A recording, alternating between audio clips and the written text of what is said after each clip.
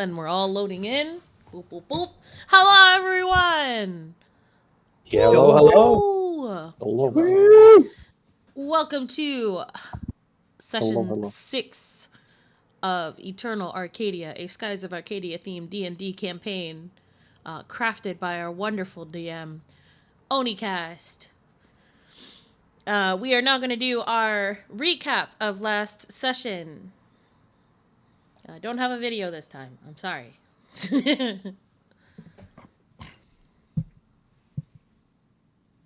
After being sprung from prison by Zhang, you find out that all is not well in Yafutoma.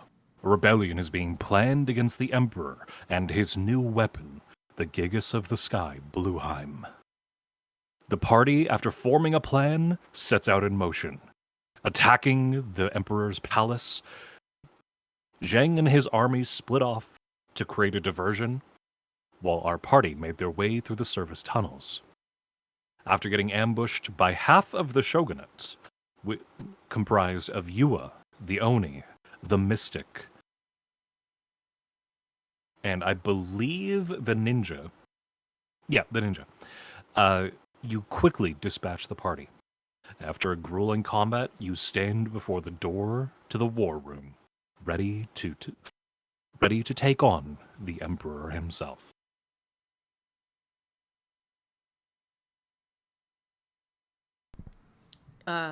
Can we use healing magic before we go in there? No. Okay. Yes, heal up. I'm not going to have you going in there with 20 HP. Because I got 13, baby. How much can we heal? I got Sacri and no limit on how many times I can cast it. Yeah, you have Sacri as a cantrip. Just heal back up to full. Okay, thank you. Blessed DM. Woo, buddy. All of us. All of us. Now keep in mind, this is not a short or a long rest, so you will not be gaining back any charges of anything that you've used. Mm-hmm. So if you've used any of your resources or anything that would recharge, you aren't getting those back, but you are back to full HP. I haven't.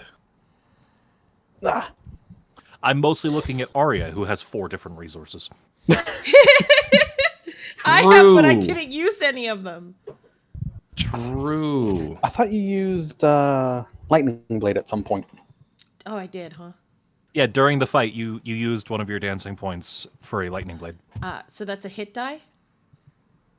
No, the lightning blade. Point. Yeah, the lightning blade is done with a performance point. Got it. Okay, good. I will knock that down to 5. Okie dokie. Arya going in with 1 HP, sans Undertale looking ass. Be nice to me, Gem! Be nice to me! Alright, let's, we're all healed up. I'm gonna go hit that man in the fucking face for taking my sons and my sisters, bro. Like, fuck this dude. Well, I guess we're decided. Long rest. I don't need to make modified rounds. Ooh, okay. So we're ready. Do we just push the door open? Muzak, why are you not playing? While the music's loading, Tinks is just aggressively making bullets. I cannot. Not if it has to be a short or long rest. Yeah, you'd have to take a rest for Tinks to create more ammo. Yeah. Shit. I'm sure we'll be fine. I think it's just we the don't have modified time. ammo. I don't think I can even just randomly make. You have to like have a forge ammo. or some shit. Yeah, the modified ones I can. But... Tink's over there scrounging for spent cases. Let's go. We are in battle, baby. Tinks, there's no time. Pick her up, Shamali. Just pick her up. No, I can walk. All right. Music okay, or is it too loud? Music's good. Music is perfect. I'm gonna. Regicide it is. Arya, if you would lead the way. Gladly. I'm gonna push the door open. And I explode because it's trapped. No. Alright, I need everybody to roll me a Constitution save. Oh, no! Oh, no! Why would you say that? I'm sorry. I thought it'd be funny. Ah. No, it doesn't explode. It just leads to more stairs. Oh, fuck me, dude. So as you open the door, you see the greatest enemy you have ever known. I was joking! Oh, God. Oh, God, no. Me and my big mouth. So, Chamali, about that carry? Thankfully, it's a straight shot upwards. You see the doors to the war room through the secret tunnel. As soon as you ascend these stairs, there will be no going back. Make sure you are prepared before you set forth. Everyone saved? Everyone full healed? We all We healed good? up. Yep. Let me quick save real quick, you know? Yeah, And did quick we hit the saving? save point? Quick save. Quick save. Okay. If things go wrong, we can re-reload, right? We'll just res here. We'll let it save. We'll be fine. Just F5 here and then F9 if we need to. You know. I got this kid to my Wi-Fi. Make sure I come back. You check to make sure you found all the treasure chests. Have you spent the moonberries? Oh, are you gonna give us moonberries? Yeah, Fuck our they're out there. moonberries! Oh, Ooh. fuck. Okay, hold on. We will talk about we will talk about moonberries. Oh, that is okay. I'm excited for that. Finn, I made a Skies of Arcadia campaign. Of course there are moonberries in the world. I'm gonna come. Oh, I'm gonna come. Give me a fucking S move. We got slightly more important things to worry about than berries right now, though. Yep. I kicked the door open. Can I kick the door open? That depends. Breaks leg. Oh no. Who wants to roll a Constitution save to sprint up the stairs? Me. But I got it. Can I argue that I have it with advantage because I am hell bent on being a mom? I would argue that you don't because you just got your ass whooped. Oh, but I healed. I'm healed. You're healed but not rested. You're physically healed. Mentally. What? Can I just throw her? Oh my god, let him throw me! Let him throw me! Roll a strength check. Chibali? Actually, roll me an athletics check. Okay, hold on. That doesn't count because I'm rolling an athletics check. Yeah, I called athletics afterwards, so. What the goddamn? Bro, It's just anything ranged, he's like... you suck!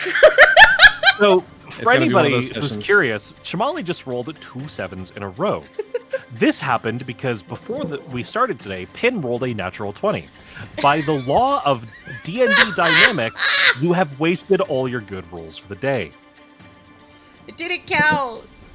So, preparing to help Arya through the door, to face this challenge, to face this conquest against her life, Chamali grabs her by the arms. I hope you're ready. Spinning her around, he whips her up the stairs, and she falls face first onto the stairs about 6 steps up. Oh! Oh!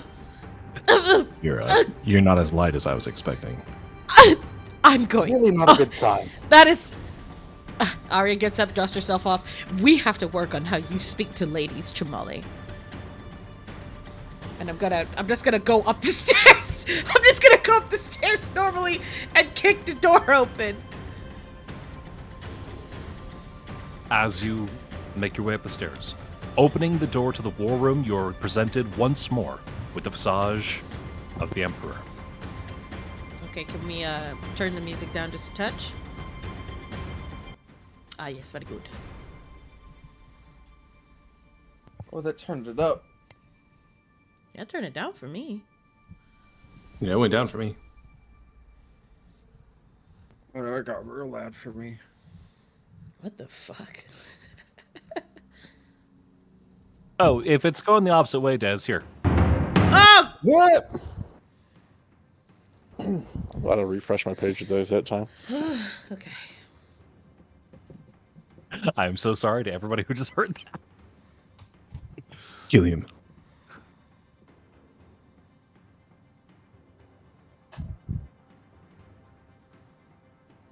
I'm gonna take out my pike and point it at him. We're using the pike, okay? The way I'm tempted to be so petty and count that roll from earlier. Do not. Don't do it. I'm gonna It is still a pipe. I'm gonna slap you with a fish. I'm gonna slap you with the fish. Oh my god, why are none of the fucking songs I chose for this guy loading? Fuck! Boo-doo-doo-doo. He's so imposing. Even music dare not be in his presence. Boo-doo-doo-doo-doo. And there we go. As you make your way into the Emperor's War Room, you're greeted by the visage of Zhu Yao, staring out through the open window on the balcony, directing Blueheim in the distance. Through the window, you can see Blueheim tearing ships from the sky. Everything from fishing vessels to military ships. Anybody that dared to stand up to him is being torn from the sky and launched into the deep sky below. You can hear screams, fires burning on the side of the mountain. Outside, you can still hear the distraction of the rebel army. Screams as they're being torn apart by the remaining members of the shogunate. Inside the room itself, you're greeted by the visage of a couple of familiar faces. Glump and Borf tied tightly with ropes on the side of the room. Excited as you walk into the room, and on the far end of the room, not bound by ropes, but lying on the floor is Jubjub. Her mechanical arms are nowhere to be seen. That bastard. Oh my god.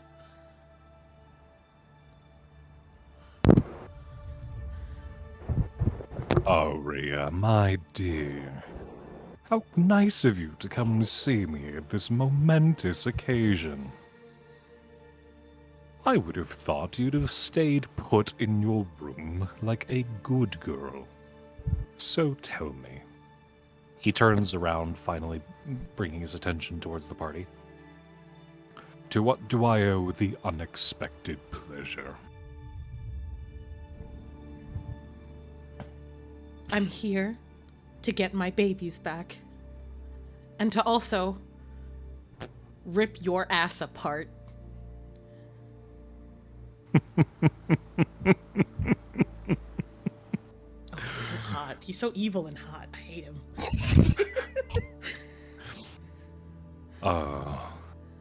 You always were one to dream just too far out of the realm of possibility.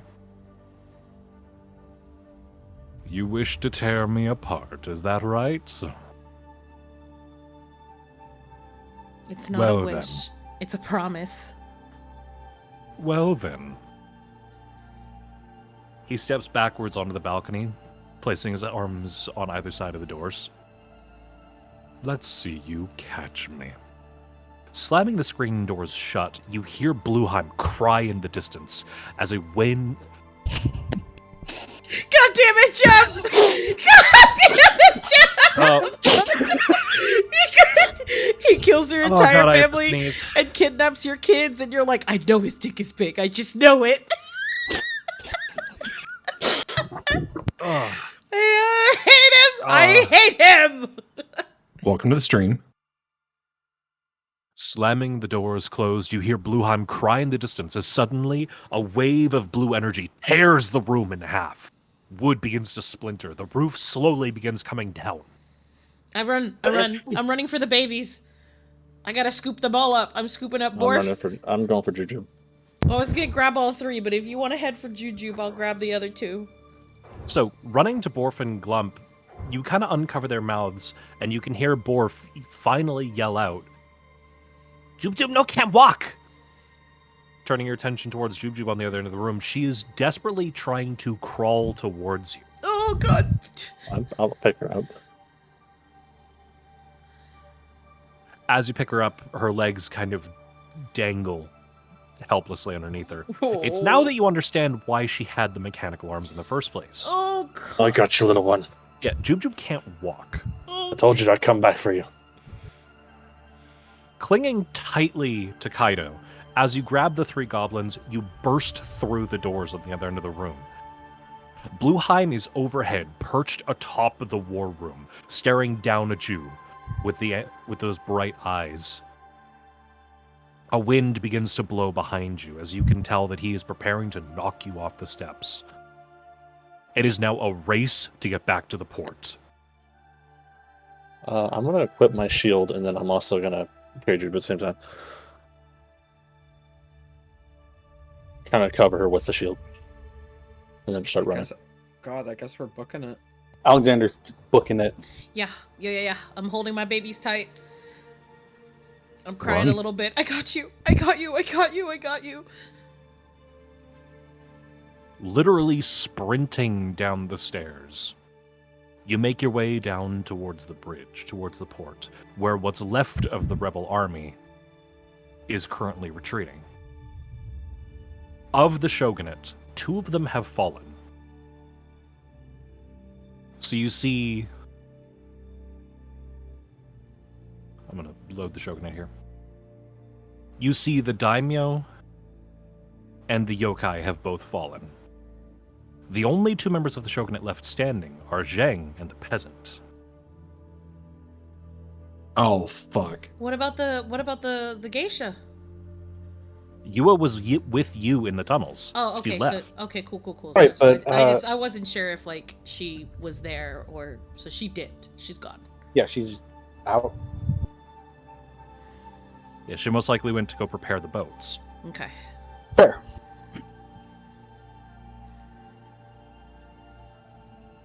As Zheng sees you approaching,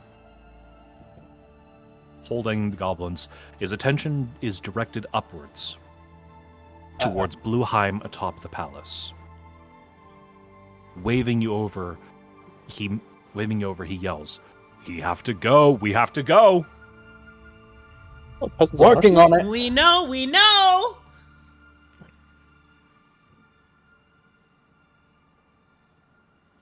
Do we just keep running? We keep running? Yeah, you're running. Just keep running. Before you have a chance to reach the bridge, though, the peasant appears in front of the bridge. Face covered by his hat, you finally hear him speak for the first time. It's a great displeasure to hear that you are against the Emperor Zheng. Why have you turned tail?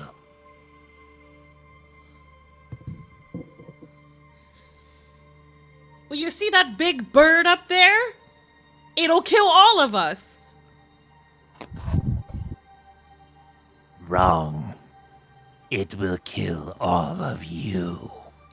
Oh, this He man lifts is his stupid. face up just enough to see, so that you can see there is no face behind that mask. You're greeted by the sight of a skull with piercing red eyes of flame. You want out. You get past me. Well, Oh, good. More magic. fucking great. I'm gonna take initiative real quick. Unless Yeah, I mean, we gotta I'm fight gonna- this man. We gotta fight this. I want to gently put down Glub, I'm gonna Glump, toss. and Borf. I'm gonna toss Jub over to Chamali, and I'm gonna go straight into him with the shield. Ooh, Like I'm full forcing into him, trying to move Ooh. him out of the way. Ooh, hot potato. hot potato. Hot potato. You better catch Jube. So as Kaido charges forward, preparing to knock the little man out of the way, he just gently places his staff in front of him, stopping Kaido in his tracks. Oh. Oh, Yeah, so you know how you guys were like the most scared of this one? Yeah. For good reason. He is the strongest member of the 7. I told you. Yep, knew it. Fucking knew it. Yeah, that whole fight that you guys had against the ninja and the mystic and the oni, all of them combined. Okay. Huh. All right. Good thing we saved. It's a good thing we saved. A good thing we healed. Let's go. Ready. Do we roll initiative? Other than Kaido? Roll initiative. oh God, my bullets. Well, even Kaido can roll initiative here. Okay, initiative. I'm gonna just be back here chilling. Y'all have fun. How do we roll initiative again? So you Top open right of your your character sheet. sheet. Why it didn't? Oh, it did it twice. No, don't look Oh. at that. Oh, Don't right. look at that second one. My initiative is 5. Woo! That's a 28, baby. We're real screwed here. Well, at least you got my luck. Okay, can I delete this one? Yeah, So Tinks is actually 5 instead of. yeah, I thought it Okay. was gonna pop something up where I had to click another thing, but it just went straight to. Why is it doing? Oh, that's okay. I thought it was my dice. I got scared. +9 on initiative. Hot damn. He's also wounded. It was, but. Tinks did have a 5, not a 16, though. I don't know if you just want to keep Tinks at 16, though. No, 5 was my first roll. Tink's got 2 turns, apparently. No. Double the bullets. No. I don't even have a multi-attack. I get to shoot once.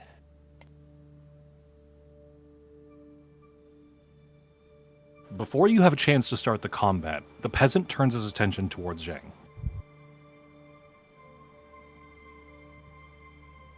A circle of silver light forms underneath him. And Dodge. before any of you have a chance to react, Zhang is pierced by silver crystals, No, he falling died. to the ground. Fucking eternity him. No. Hey, Alexander. Cheng. Yeah, Copy that move on your staff. I have to be hit by it. Oh, okay. Yeah, silver magic is the one thing that Alexander unfortunately can't copy, because he has to be hit by magic to copy it. And if he gets hit by that, He'll die. Just straight up. Just Oh, I'm gonna fucking stab this little shitty man in the head. Ooh. I'm going to write him an angry letter.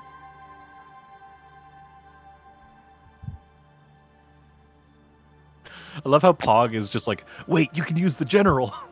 Yo, That's a good thing. General, this man. So there's a problem with using the general against this guy. Mm-hmm. For the general to work, they have to be sentient, which the peasant definitely is, and understand the concept of honor. Which I don't think. Which So- I'm gonna guess the peasant doesn't. He just insta-killed a man in front of you. Fair point. You can try.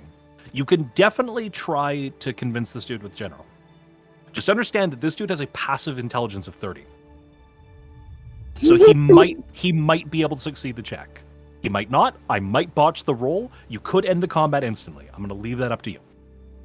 You told me it was a con save, not an intelligence save.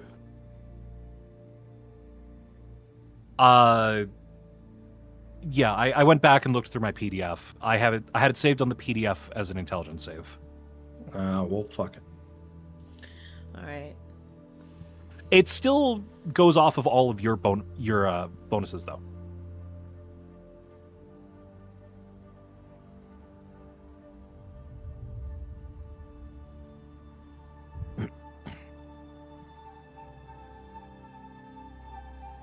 So it is Arya starting the combat. Okay.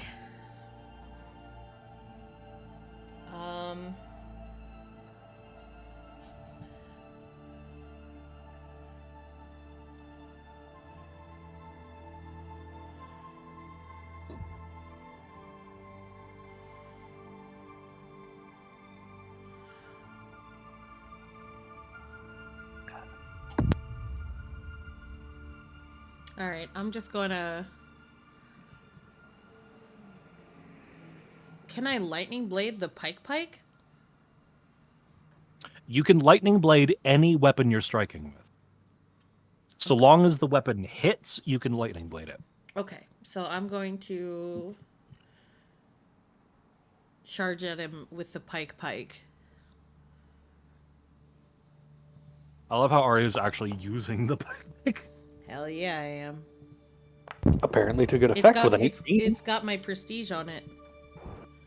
Does that hit? I thought you Did you tied the. prestige the pike? I thought you tied the ribbon to your dual-bladed saber. I'm gonna tie it to whatever weapon is active, because it's just a ribbon. Fair. So does that hit? Yes, a 27 hits. Cool. So now I click lightning blade to do the additional damage. Yes. Oh, sorry. I didn't mean to do it twice. I didn't even do anything. That's fine. It's a 1d6. Mm-hmm. Okay.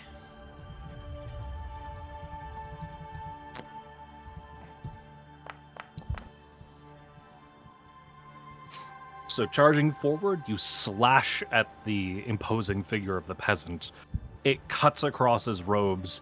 He stands still, but you can see that the clothes become tattered.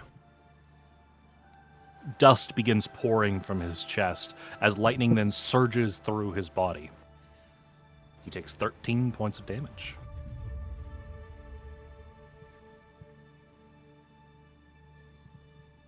Does a performance, so like the performance point counts as your extra attack, right?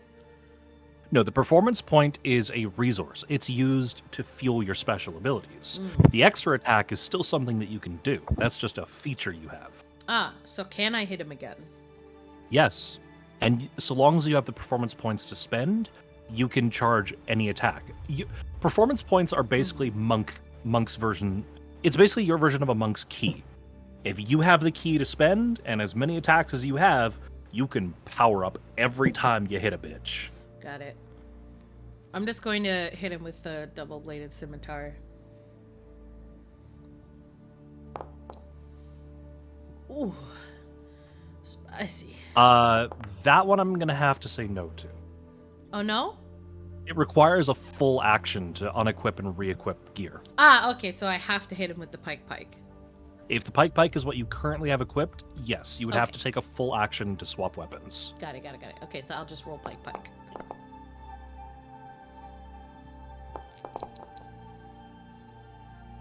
And I mean, you still hit him, so... Mhm. Charging forward, you stab the pike back into the hole where you just slashed him. More dust and debris pours out of him, smoke now beginning to form from the open wound. Arya is very upset at this man for killing her childhood friend.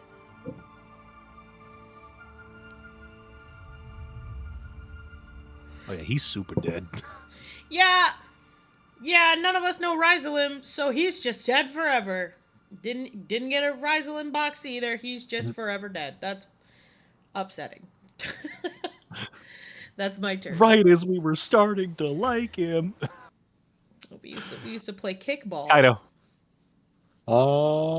We used to play. So I only have shield. I have the shield it right now. What does the shield weapon hit? So now I have depends on what shield you have. +2. No, it depends on what shield you have. If it's a +2 like basic shield, then it would be a 1d8. What is the shield you have? It's a basic. It doesn't. It just says shield. So Yeah, so if it says basic shield, it would be either a buckler or like a basic round shield. yeah, So it just those says have a shield. 1d8 hit dice. 1d8. Do I add my modifier on it?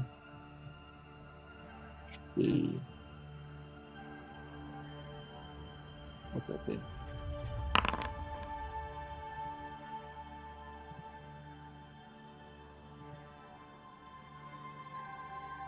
So roll to hit, and since this is a strength weapon that you're proficient with, you would roll 1d20 plus 7, I believe.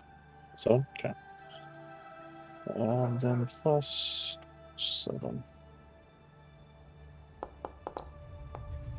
Oh, damn. 11. Ooh, oof. It was almost 7, half a decent. Nearly there. So you swing the shield, charging forward again, trying to get this guy. his attention is occupied on Arya, so he lifts a finger into the air, stopping the shield dead in its tracks. Ahead again. I will deal with you in a moment.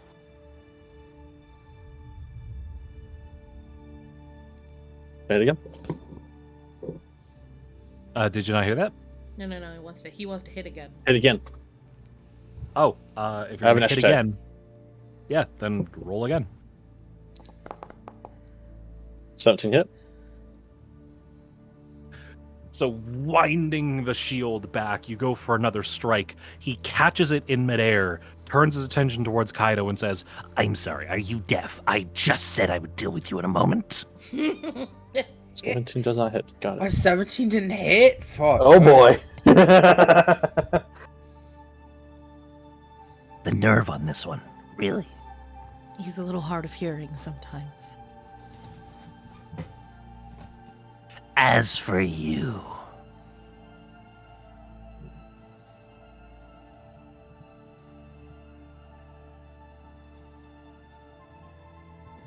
the peasant takes a deep breath, air pouring into his mouth as his body begins to grow, ballooning outwards, before he lets out a billowing plume of smoke and ash directly onto Arya and Kaido.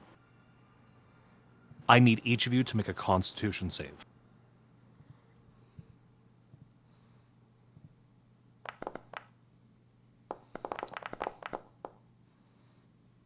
Ooh, ouch. So Kaido manages to cover his mouth in time. But Arya, with both your hands on the pike, you don't have time to react. As the ash and the smoke pour over your skin, you can feel your skin literally beginning to burn.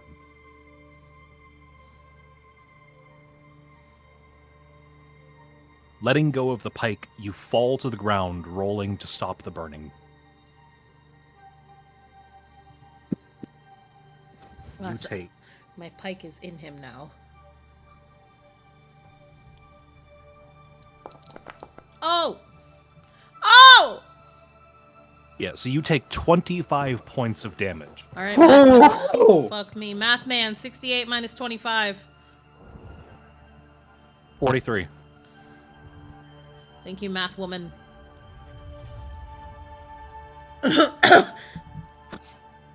Ooh. Ouch.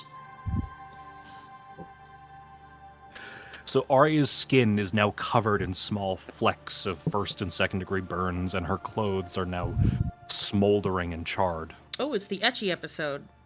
Do I look lewd? No, Okay, well, next time. you look like you just walked through a house fire. Okay, yeah, but like, hot. It's kind of hot though, yeah. Like like my dress is burnt up a little bit. You're really trying for this one, Got though. my thighs out, huh? Got my thighs out, Okay, but like, Arya's hair begins to burn off. No, don't put my hair off! No! No! Not my beautiful hair! No! We'll get you a wig. Don't worry about it. I'll kill you! So we go to Chamali. I'm not going to even attempt a ranged attack, so He's learning! Oh no. I have given up on that. I'll try casting Noxie on him. I'm gonna train him. He's Go gonna ahead. Be good. He's gonna be good at shooting. Yes. There's no roll for me, just a DC 13 con save for him.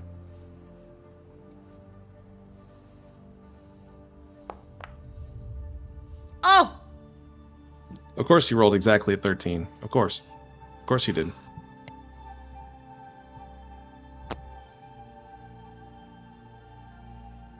I'm not even buffering these. That's just unlucky. Fine, fuck it. I'll just swing. That's the only thing I can actually connect with. I'll charge up and just give him one good batters up. So charging forward, you raise Papa's leg and you prepare to take his bony head off.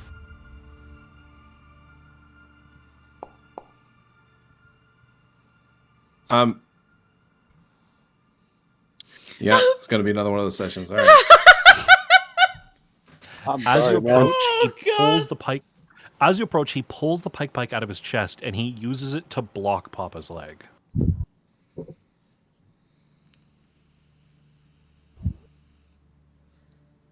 It's gonna be one of those days. You do have an extra Oh, attack dear. if you want to go for it. Yeah, may as well. I'm up close with him. I can get through the pike.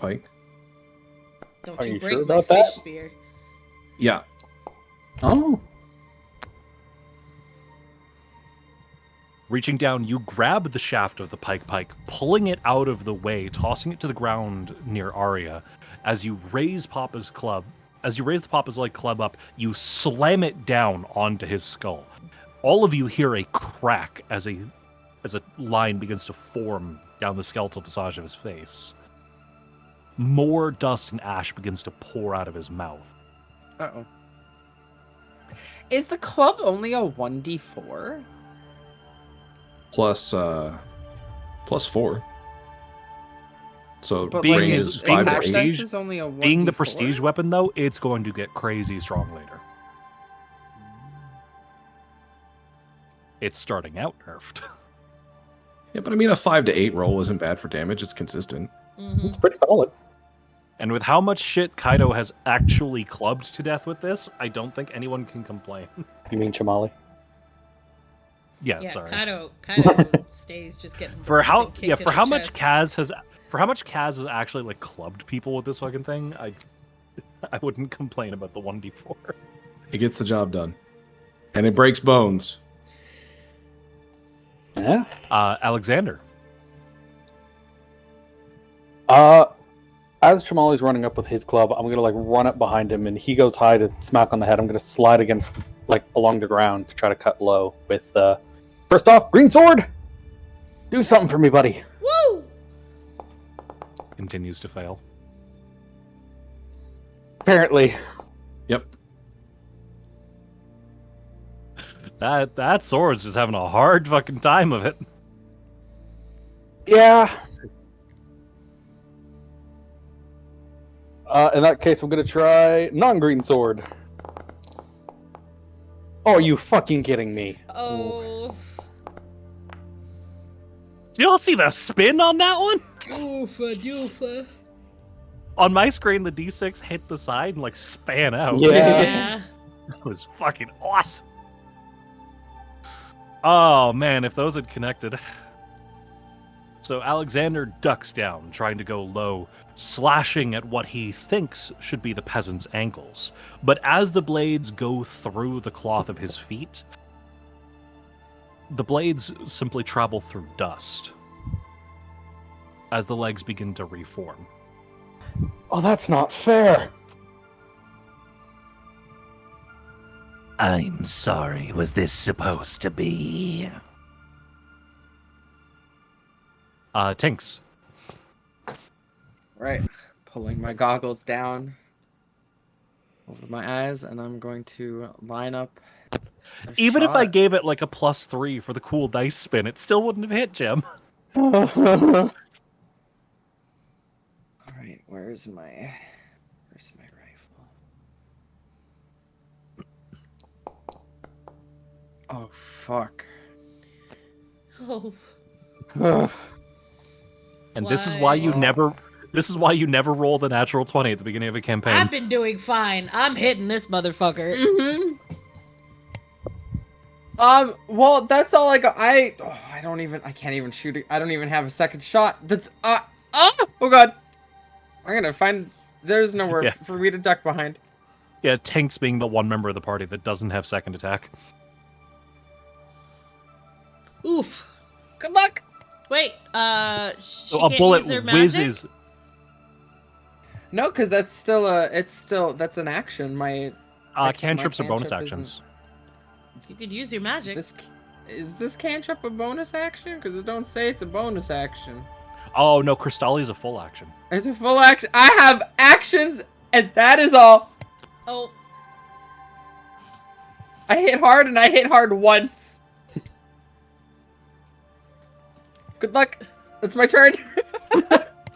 So the Oh, bullet boy. whizzes through the air past everybody as Tink is just on the far end of the battlefield. You can do it! My bad. Just hide behind a crate. He'll get him next time. Good My luck. bad. You got this. Woo, you can do it. She called her Tink. Put a quarter in the jar. Oh, Tinkety tinkety tink tink tink. we gotta add a tink command, and at the end of it, for every time she fucks it up, we get a Hief coin. I'm just gonna start calling her Kaylin then. Fuck you. Appropriate. This is true. It works. This is It true. works. We make our way back to Alexander. Or I was looking at the actors tab, not the encounters tab. We make our way back to Arya. All right, so I'm gonna pick up the pike. Oh, not the Yif coins. No Hief coins. Get out of here. I'm gonna Please pick don't. up, I was trying to drink tea. Gone with you. gonna pick up the pike, and I'm gonna whop him. What happened here? Fucking Christ. You are actually mollywopping him. I'm mollywhopping this man. I'm also now going to spend another point to lightning blade him. Okay. God, features. And click that so that it takes the point away from me, and then it is a 1d6, yes? Yes. Even the dice realize this is an Arya story beat. Yep, this is my story, baby. This is Arya's time in the pro tag seat. I'm almost tempted to say, for the sake of stream, you could like reduce the size of the screen or shift it over a little bit Oh yeah, to get the man. to get the rolls in. Well, they should be. The rolls should be appearing. If they go across the play space. Yeah, but like Yeah, in the but it's a actual big chat play where you can space, see all the like- rolls. Oh, I didn't want that in there, but Oh, okay. because like by how like the way like no one's gonna be able to really read that because it'll be tiny. Fair enough. So, Arya charges forward, spinning around gracefully. You slash the pike across his face. The entirety of his lower jaw breaks off, falling to the ground in a pool of more volcanic ash and dust. His eyes begin glowing furiously, and he centers them square onto Arya.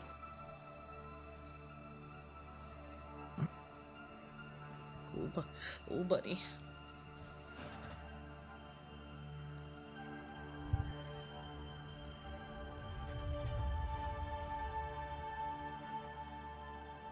Kaido. Ooh, sure. We're gonna do more shield bashes, because why not? Beat a skeleton lays down. Fucking bash this guy. Whack his 7, pee-pee. Bailiff, whack his pee-pee. 16 doesn't hit. Oh my god. Somebody hit him. Come on. You have trying. been. I'm You apparently get to solo this boss. I'm gonna do it one more time. gonna solo this damn buzz. You okay with that? Yeah. Yeah, go ahead and roll again. There we go. Hey! 19 hit. Hey, it hits! So Kaido tries swinging the shield. It ricochets off of the wooden skeletal hands cloaked around his back.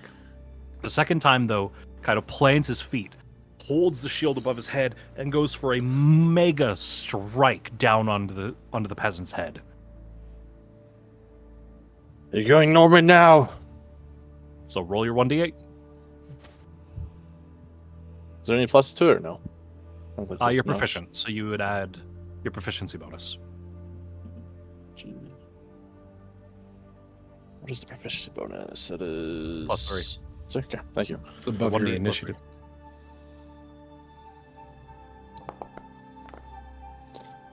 8 damage.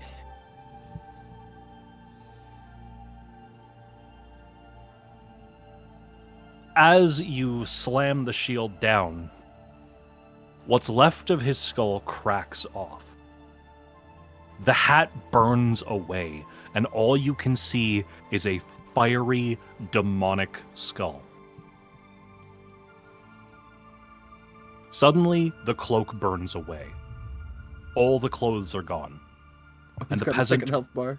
the peasant grows in size. Uh-oh. Ooh. What was the terrifying visage of the peasant before you now stands 12 feet of demonic volcanic fire. Oh. And it's his turn next.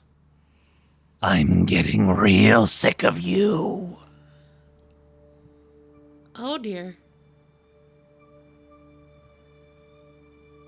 His eyes train onto Kaido. What up, big bitch? You got this. You're a tank. You got this. Yeah, you got You're this. built Yeah, for come on, tough. you're a tank. Oh, I never wasn't truly scared. I mean, if I get hit, it's probably gonna hurt, but you know. Nah, you'll be fine. Oh, I thought it was gonna crit for a second. I got scared. I'm still good! Does not hit.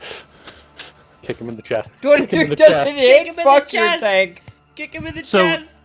The demon tries to reach forward, lashing out at Kaido with a fiery hand. Kaido dodges out of the way just in time. But then something happens. Oh, here we go.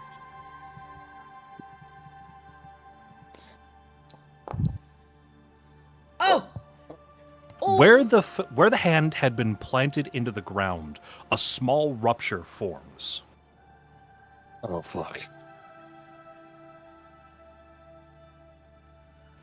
I need Kaido and Chamali to roll me dex saves. Death saves? Dex saves. Oh, I was gonna say death saves. Like, excuse me? Just keeps getting better. Oh, baby. Chamali's too Oh. bulky for this shit. Oh. Oh, buddy. So from underneath, a torrent of magma and volcanic ash pours out of the ground. It forms a wave of pure fiery energy crashing down onto the two of you.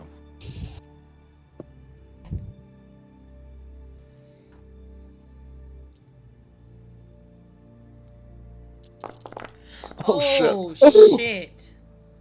You each take 37 points of damage. My God.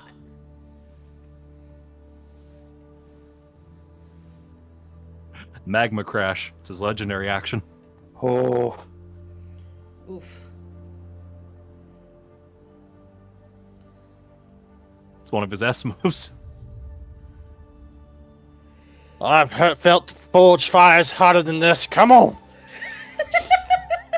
Did your accents change? Forge fires. Maybe, who knows? Fuck you. Arya's patting his shoulder, putting out the little flame on his back. You've been hanging out with me too long. Where's that? I felt forge fires more hotter than this. Is that better? Come on. One thing that you will notice about the new fiery form of the peasant, though. Without the cloak, his armor, it seems like he's much easier to hit with the extra bulk. Ooh.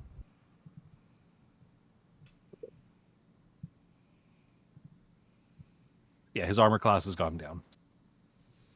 All right. Let's do this. So Chamali, you're up. Come I'm on, still baby, you got within this. reach or 10 feet. Easily. I'm going to dump my water on him. Oh. Okay. Sploosh him. Throw a water balloon at him. Sploosh that man. What do you want me to roll for it? You're just using your water skin? Yeah, I've got a full water skin.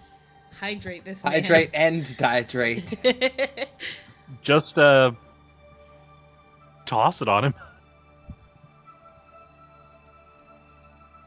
So no roll. You want me to just toss it on him? Where are you aiming? What are you doing? I want you to I'm flavor tossing it this. directly at center of mass.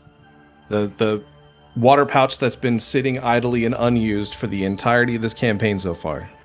I pull it out of my pack and I huck it overhand as hard as I can, point blank at him.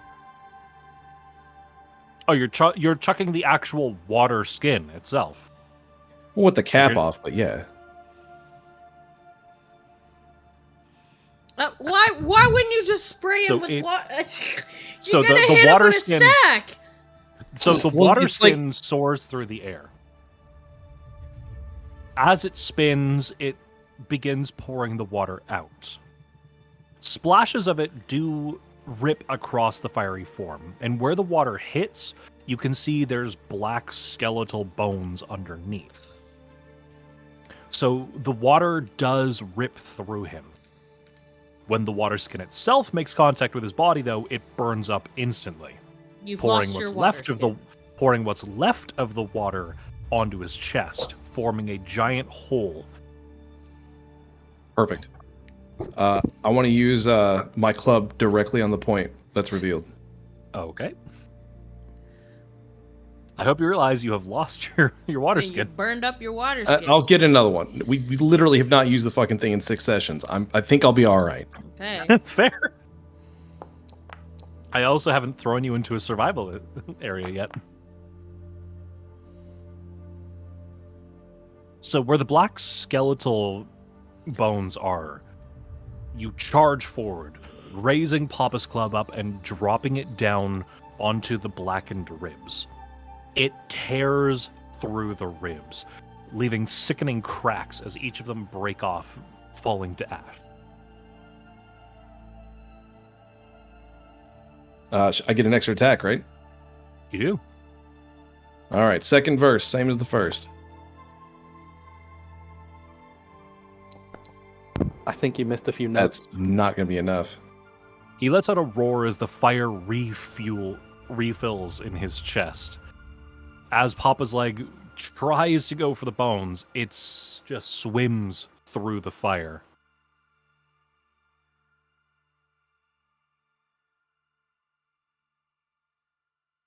Well, that did something. Alexander, he's almost down. Get him. Watching the water skin fly through the air, Alexander's like, "What? Oh!"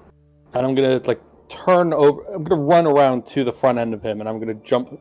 Not quite jump, but try to hit the burnt out area again with swords.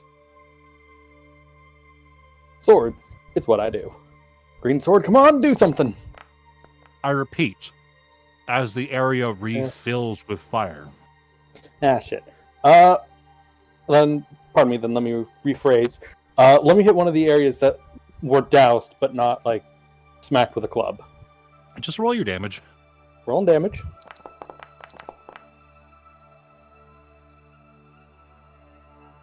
So, charging forward, you leap into the air. Leapfrogging off of Chamali's back, you drive the sword into the chest cavity that had just refilled. You can feel the blade pierce through its blackened spine as it lets out a sickening crunch.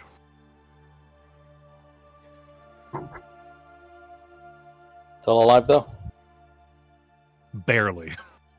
Other sword, let's go!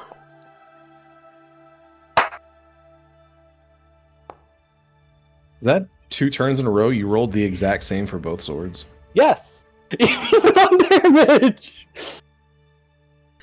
The second blade arcs towards its neck. Dancing through the flames, you hear the sound of the bone disconnecting. Its skull pops off into the air. And with a ghastly wail, the flames go out. The bones begin to fall to ash. And as he begins to vanish, all you can hear is, There will come a time. with that, the peasant is down. You've won. High five! Yeah. Pop out from Kaido, behind first my thing we did, crate, try to get finally Jube either reloaded. off. Go get Jube and then start running again.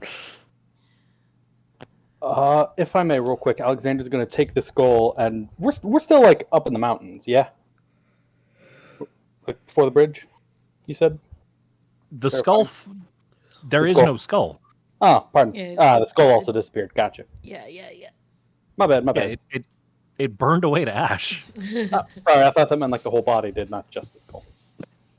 Shamali is going to check on Zhang. He's dead. He could still be rolling death saves. Maybe. Oh. He's not a player character, but I want to check on him anyway. So as you make your way over to the form of Zhang laying on the ground,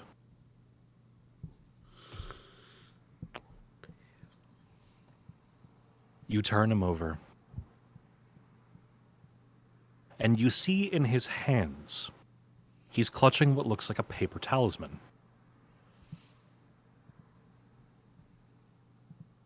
As the fight ends, the talisman begins to burn away, and Zhang very quickly sits up. Is it over? Yes. Ari's gonna run over and hug him. I thought you were going to punch him. I'm gonna punch him. You're right. Yep. Can I roll to punch him in the face? Roll to hit. Wait, hold on. He just came back to life. He's No, fucking... wait. Don't kill him He again. was just dead just a moment ago. I'm gonna fucking punch him. Oh boy. He fucking Roll to played hit. dead. How do I roll to hit? What do I do? Roll a 1d20. Okay. That? Okay, I missed. Oh, thank God. Tears Please let me filling your catch eyes. her you little run- fist like mid punch. Yeah. Tears filling your eyes. You run over, trying to punch Zhang in the face. Chamali tries to stop you as Zhang just grabs your hand, twisting you around. He pulls you into a hug.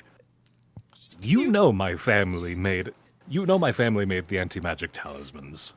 You should have known first and foremost I wasn't gonna be dead. You idiot! You stupid idiot! Dumb. Always with the dramatics on this one. Arya punches him and he dies. Kaido doesn't speak up. Shouldn't we be running? Yeah, it's time to go. Yeah, we got a big chicken on our tail. Right. I gotta point to the bird. Right. Kaido is picking up Jube and running. I'm gonna grab the babies. Joa has a ship prepared for us down in the port. It'll take us down to the R&D works. He stands up, beginning to lead you guys through the mountains towards the port. Once you guys get to R&D, you'll have a chance to grab the weather light. Now is your only chance. I do believe Jujube has fixed up your ship and has most likely made it battle ready. Jube, like clinging to Kaido, just nods her head. I love Jube so much. With the ship battle ready, you should have a chance to fight off the Emperor. I cannot promise that you'll be strong enough to take Blueheim out of the sky, but if you can distract it long enough for the Emperor to show his face, you might be able to knock him out of the air. If he goes down, Blueheim will stop. Sounds like a plan. I love this mental image of like Kaido's carrying Jube, Arya's carrying the boys, and like Chamali just randomly picking up Tinks. Like, okay, let's go. Whoop. While we're moving, Alexander. Not even like princess carry, just luggage carry under his arm. Like a sack of potatoes. Like, okay, you're ready. It's like, whoop, here we go. While we're moving, Alexander is going to speak up real quick. I heard you mention anti-magic talismans. I'm going to want one of those when all this is over. Sorry, bud. He turns and you can tell that he's smiling underneath the red scarf. Family secret. We sell them for a hefty price, though. We can negotiate later. Kaido has received an honorary daughter. Fucking steal. Imagine if Pin just finished him off by mistake. No, that's a Pidge thing. That's a different campaign. Pidge absolutely would have crushed him on accident. Does this mean Jube Jube is technically mine? Because No, I took her. no, Technically. no. I swear to God, do not. I would only entertain that thought if you are tired of life. Exactly. I have a 24 to AC. I can at least fight her a little bit. I mean, she might grow attached to Kaido, but I wouldn't say No. she's his. No. No. They're mine. Don't fucking. That's This is Kaido. 2 of them I now. get it. I get. Look, I fucking get it. Okay, you don't have your thing yet. Don't take my thing. Okay. That's Man, Find 2 of your them own now. fucking thing, you shitty little dwarf. I swear to God. Man, she Oh, turns an my RSA. thing Bro, was- I'm gonna. It's all in Your his thing is chest. that you're a shitty blacksmith. Okay, stick to your shit. Wow. Kaido. There is genuine viscera in those words. Holy I'm shit. getting so. Do not could've- take my babies. You could have They're gone not- with the thing, me taking weapons, but it's fine. Fine, yeah, take weapons. Don't take. I did. My, I took the don't- ninja guy's weapons already. Did you? Yep. I took that fucking chain and ball thing. Whatever. Yeah, he had. Yeah. Kaido picked up the whip chain. Yeah. Kusarigama. I would have taken the guy dude if he was dead. Honestly, I'll be honest with you. All right, let's get to right. let's get to scooting. To the weatherlight. As you board the escape ship, making your way to the R&D, you see Blueheim is circling around the mountain. It is tearing through ships in the sky. And over the mountain, as you land at the R&D, as you sit down on the Donshu Ironworks, the visage of the ship that Kaido and Tinks had seen in the R&D department makes itself present. Over the mountain, you see 2 roaring dragon heads atop an absolute behemoth of a flagship. Oh God. The Emperor's flagship, the Eastern Sun. Ooh. Very pretty. That's solid. That's gonna suck that we have to blow it up. It's kind of cool looking. Yeah, but it's got to go down. Fuck that We are absolutely bullshit. gonna Gotta go down. fucking blow that thing up. My lovely partner helped pick this out. They did an amazing. Y'all two did an amazing job.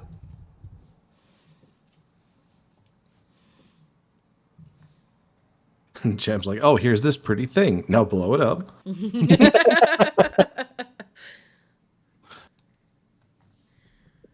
As you make your way back through the R&D, Jube directing you through the confusing halls and the corridors, you finally find where it's docked. The Weatherlight, souped up with a brand new engine and cannons. The ship is finally combat ready. Cannons. That was Thinks has a that was in sparkle. character. Yeah, that was in character. She's got a sparkle in her eye. We don't have anything better on hand, so you start basic. But now can upgrade for fight. Can we attach siege weapons to the ship? Is that a thing we Yes. can do? Oh, fantastic! I'll be able to help there. You did gonna- wonderful, Jube. I'm gonna pat her on the head. So, the Weatherlight is now combat ready. You'll be able to take part in ship battles, fighting against the Gygas, various airships, and fellow pirates throughout your adventures. This has unlocked various combat encounters for when you're traveling around the world. You'll have a chance to meet a cast of black pirates that I've crafted specifically for you guys. And on top of that, with the improved dynamics engine, you can now sail above and below the cloud line. Ooh. Yeah, you got the Afutoman dynamic pressure engine. Let's fucking go!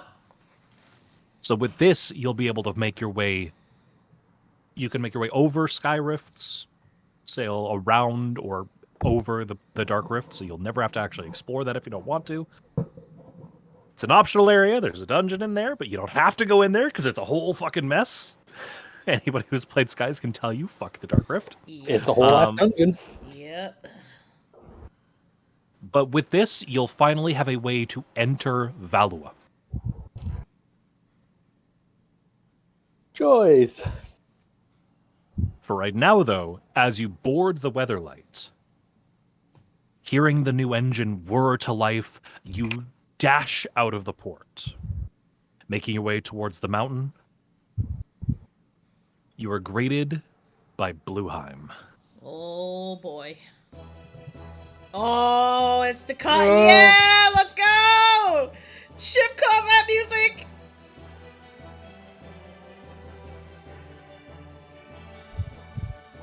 So, a quick introduction to how ship battles work.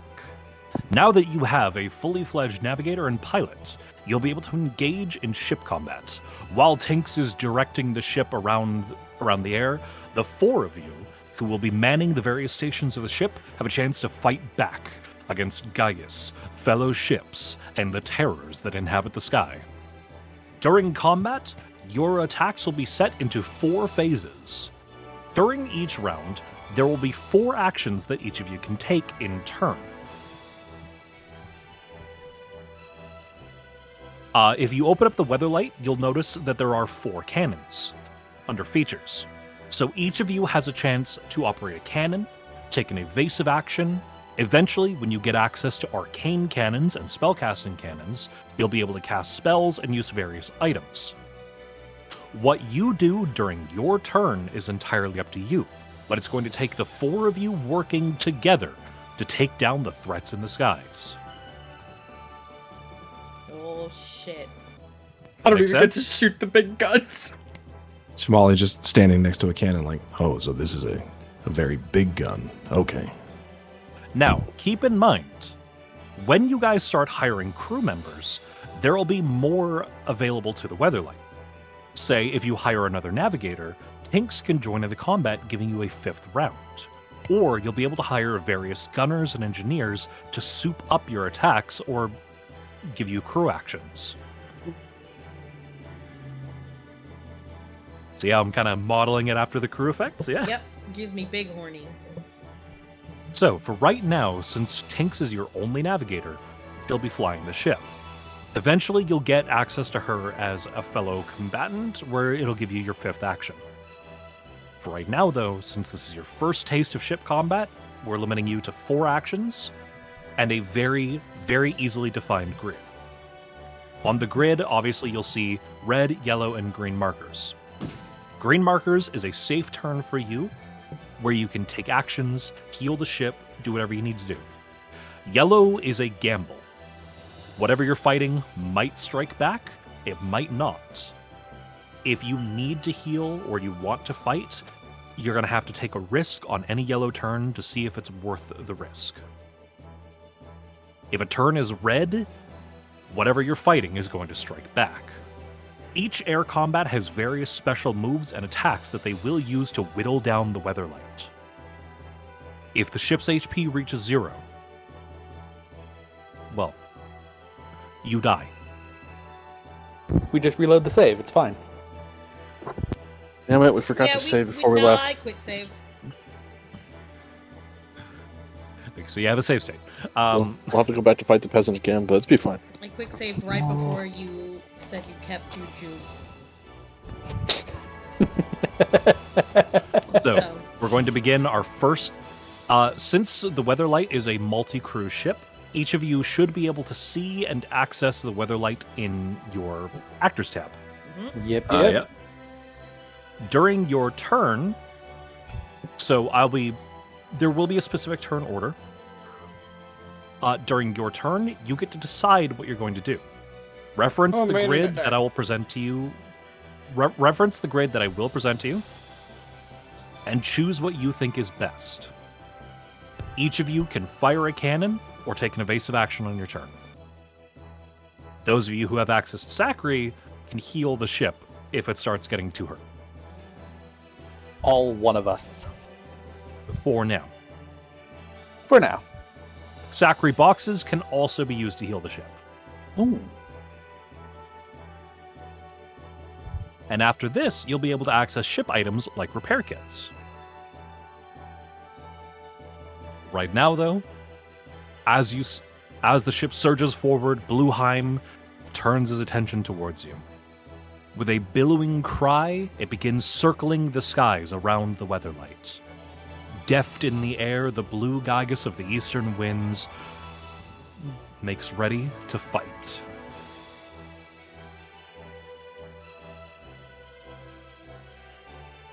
Round 1. So Okay. the order is going to be Arya, Alexander, Chamali, Kaido. Okay. I'm literally just going alphabetical. That works. Well, since it's green on my turn, I'm just gonna shoot it with a cannon.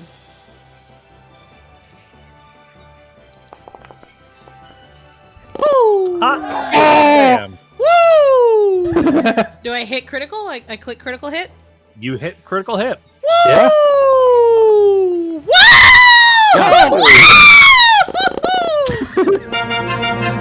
Yeah, God. baby! Hot diggity damn. Hot diggity dog! 55 plus 48? Well, the fight's over, guys. Welcome down to the fight now. No, it's not. That Not probably even one. that probably did like a little like wink. It is a Gigas. Yeah. Not even breaking Arya- 200.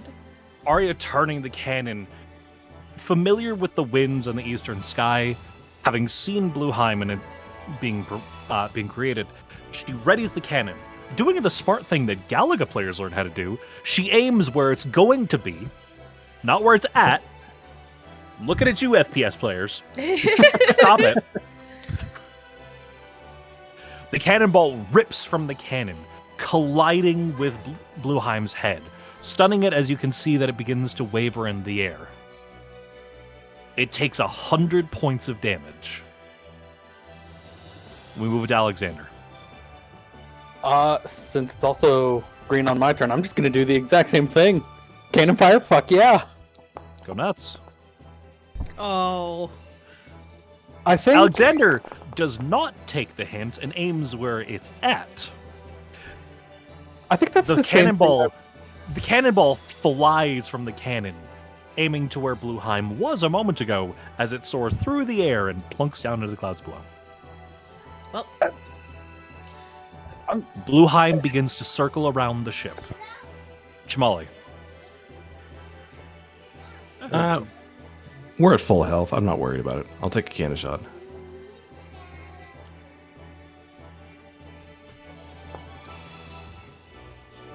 your little roll. What? Ooh.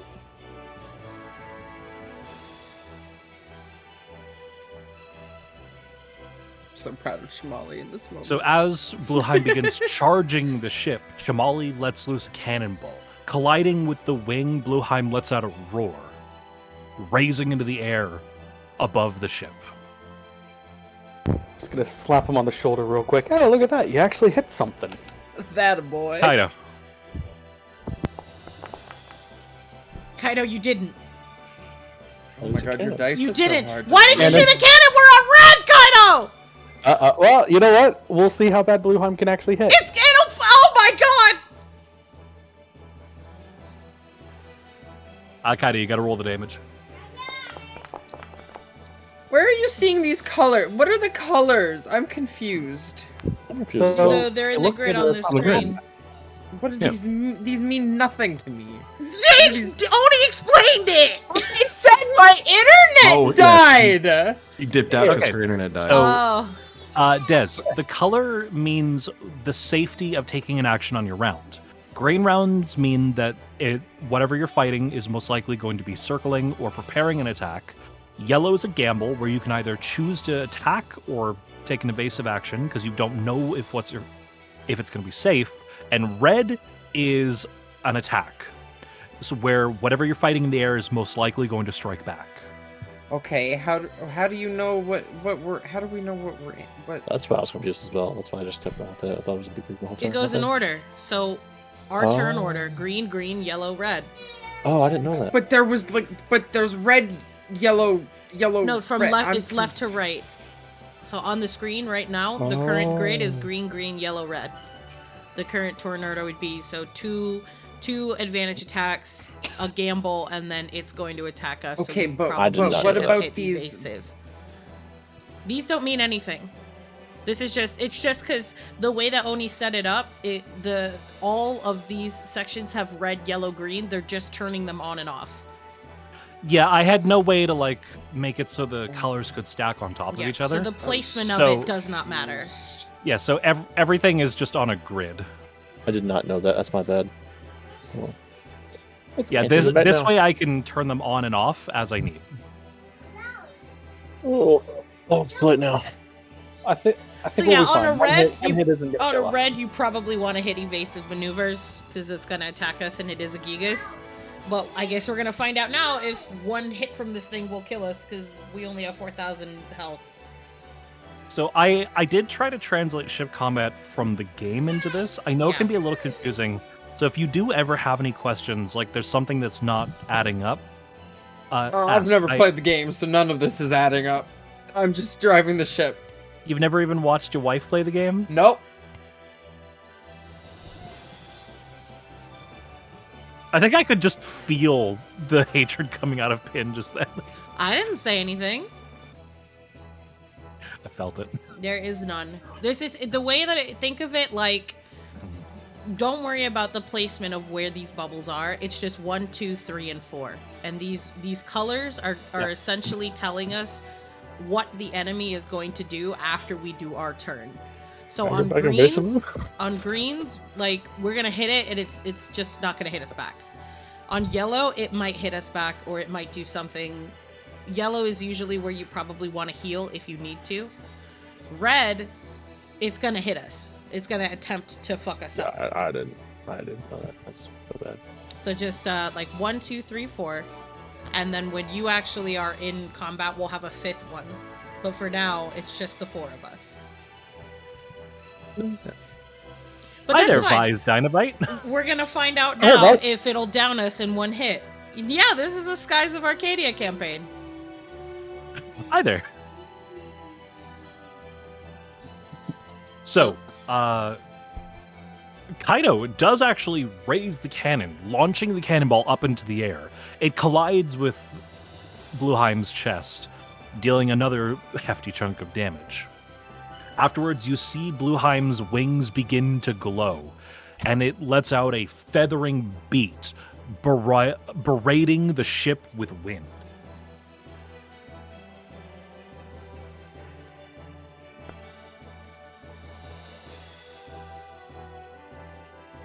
So the wind tears through the hull, shaking the ship. The Weatherlight is going to take damage.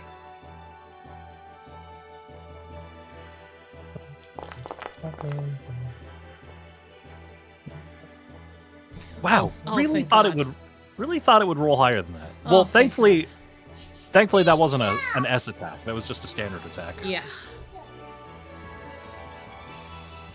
Oh god, I'm gonna have to do math. Not Blueheim. I think it was I forget which one like you actually like go up against first. No. Like in like a real fight. It's right before I think it's before this one. No, who's after Grendel? After Grendel is Blueheim. Oh, is it? Yep. Right, because you try to go for Yelagar, and then you run into Recommend, and then you're separated, and then... Okay. Yeah, Recommend, Grendel, you try to go after Valoa to get Yelagar, but he's sealed off. You make your way to Yafutoma to fight Blueheim, Glacia, back to Valoa to fight Yelagar, and then Zelos.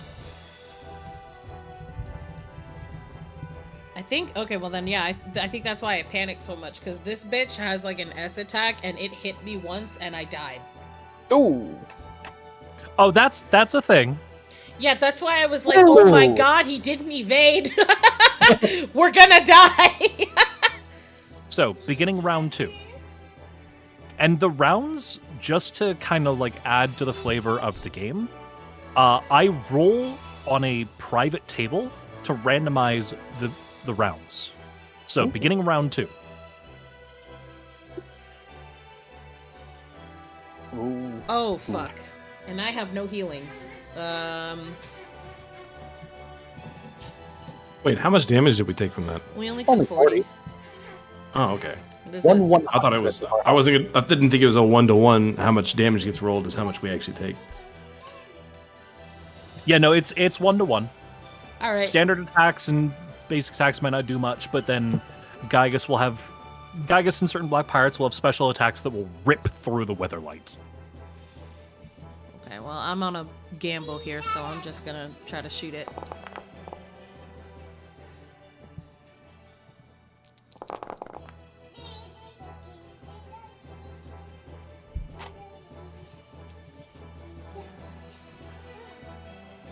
Still shaken by the attack, you try to aim, but the cannonball goes wide, soaring through the sky towards Blueheim.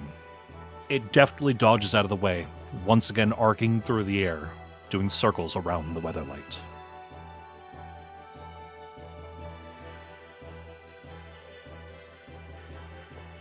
Alexander! Recognizing this thing getting ready to attack, I'm gonna just evasive. All right. So, using your evasive action, anytime that you use an evasive action, you will increase the ship's AC against the next attack by 5. This does not currently stack, but eventually you'll be able to unlock a module for the ship's hull that will let you stack evasive actions. Ooh. This will be really, really handy later. So I'd imagine. our current AC is 23 now. Yes. Okay.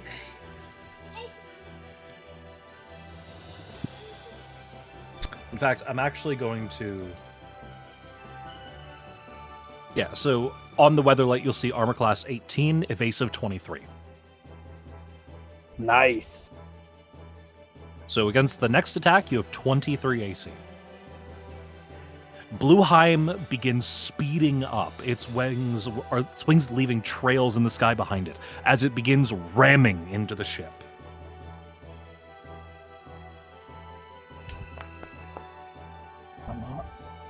Ah! Ah, fuck. It charges through the weatherlight, its wings trailing through the hull, striking again and again and again.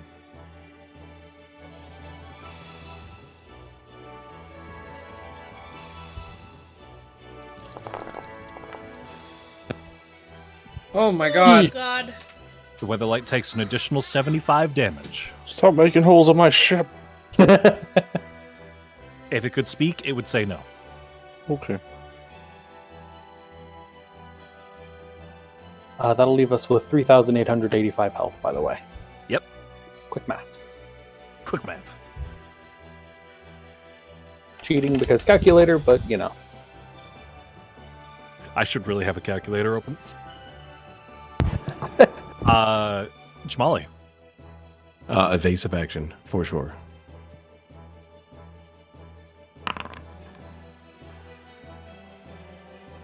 It's a good call. Yep.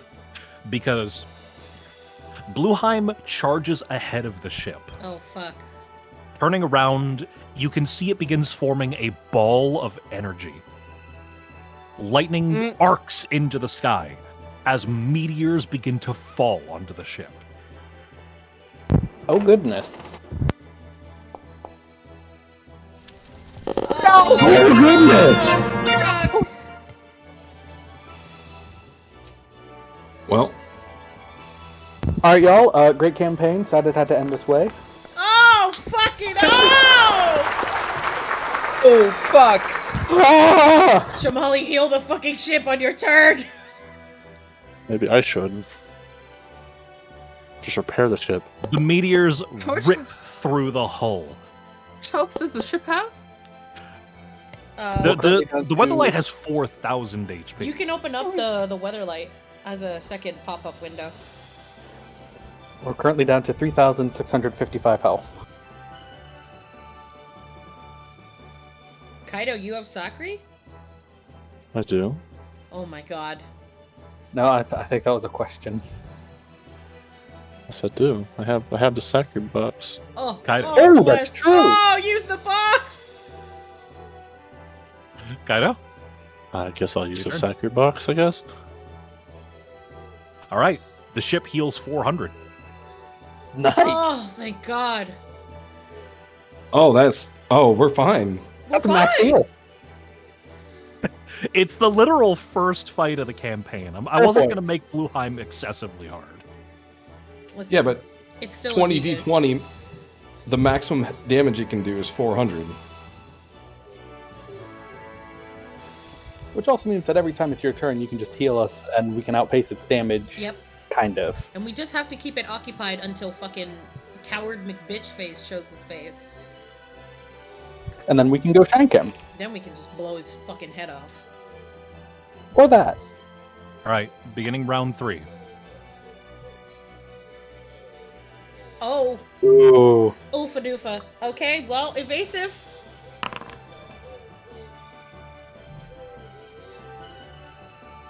Alrighty. Blueheim begins trailing through the sky, speeding up once again, preparing to ram the ship. Ooh, let's go, Tinks! Oh! She's learning. Tink's not dealing with that shit again, quickly dodges the ship out of the way as Blueheim soars right past the hull.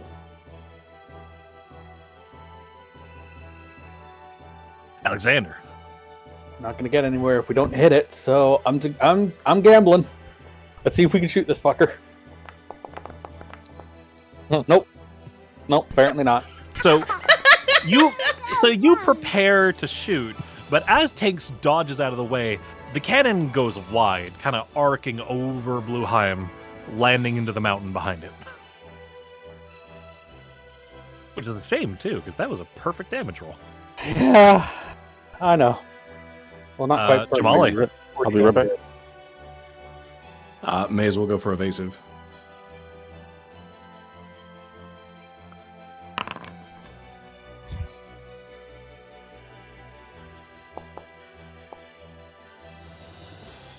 Blueheim turns around and begins charging towards the ship once again. Tinks, with split-second timing, swerves the other way as Blueheim again goes wide. That's our fucking girl. Aw, thank you, Vice. It's really Oh, fun, shit. too, because 2 of the people here Are actually diehard Skies of Arcadia fans. Yeah. That's why I wrote this campaign. You should listen And it in was- some more. They've been having a really fun time with this. It's been super good. We've been to Ixataka,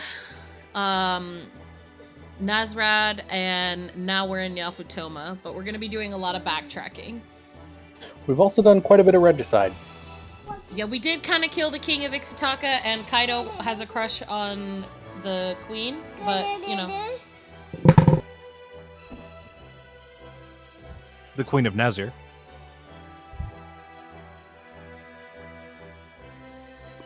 Oh, evasive. All Gotta right, go for an Kaido. evasive? Evasive, yeah. I'm gonna go. Sorry, I was getting groceries. No worries. Oh, we've got a stream archive on Pin's YouTube if you want to go watch That's that as well right. at the end of this. Yes, if you do ! YouTube, that'll link you to my YouTube, and we have put up from Oh, I didn't mean to. I meant evasive. I'm sorry. I pressed the wrong one. for I promise you, it was the wrong one. I promise you. Yeah, I've got a whole playlist of our previous sessions, so if you want to see from sessions 3 up to now, they're up on my YouTube. So, preparing to be evasive, Kaido instead decides, No, I didn't mean to. fuck it. No! Damage is damage, though. Or at No, least- we're red. I'm evasive. I don't want this ship more. It's my baby. So, preparing to dodge one last time, Blueheim soars into the sky above the ship and charges downward. Tinks hits the brakes, swerving out of the way as Blueheim dive bombs Tinks just towards where the brake ship would have been. Tinks just brake checked it. Tinks is badass. Let's go. Alexander gets thrown out of the room. No! I need everybody who's currently fighting to roll me a dexterity save. But fair enough. I'm gonna come over there, I did and I'm gonna just shut break up it, your yeah. big mouth. What?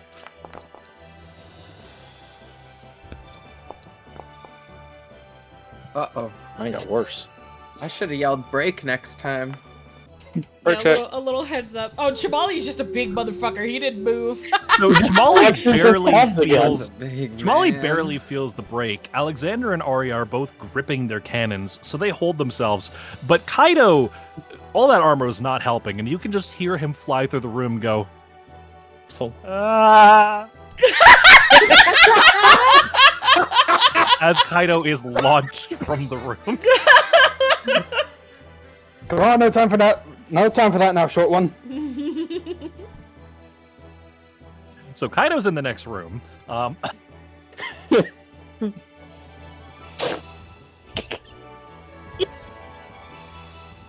god, I'm laughing. Kaido. You okay there, buddy? He's just like, ah! All right, round 4. No. All right. Taking a gamble. I'm gonna shoot it. Oh, god damn it. Hold on.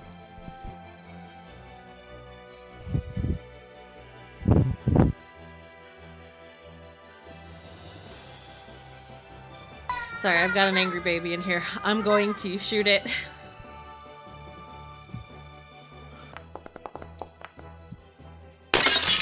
Oh, the baby. Oh, we have to make it so one of the Glump or Borf like got scared from the breaking and they grabbed onto me and I fucked up the cannon shot. So Glump runs into the room, scared of all of the noise, as he leaps onto Arya, crying in fear. Knocking Arya off balance, the cannon goes wide, turning into the ship. Uh-oh. Oh no. Alexander, I need you to make me a dexterity saving throw.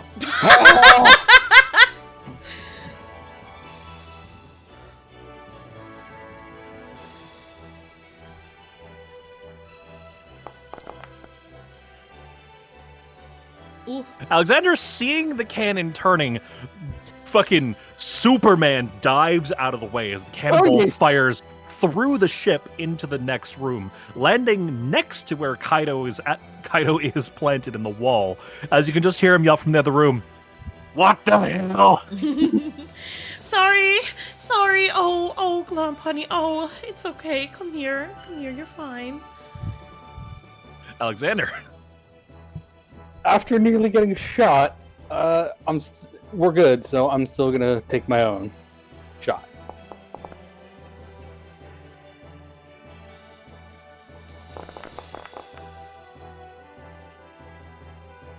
With a graceful dive, as you Superman dive through the air, you spin, doing a frontward 360 no-scope, grabbing the cannon and pulling the ripcord as the cannonball goes flying, landing directly center mass of Blueheim.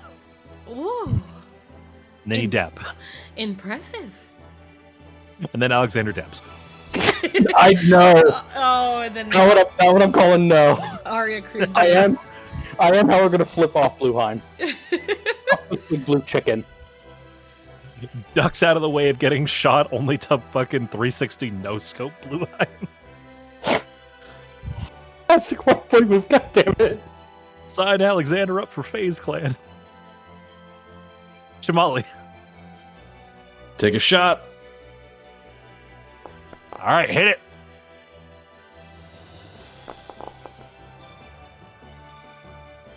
Oh, 14. God damn.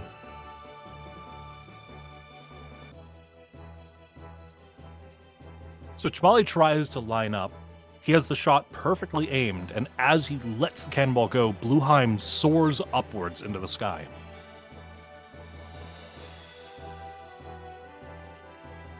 The cannonball goes wide. Kaido.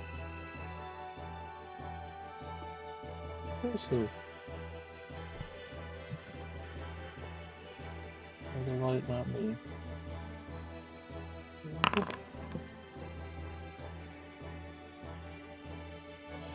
There you go.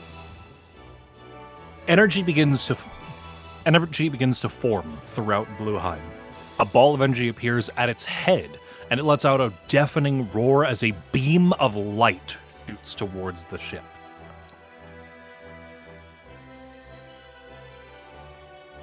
Hinks dodges out of the way as the beam rips through the clouds.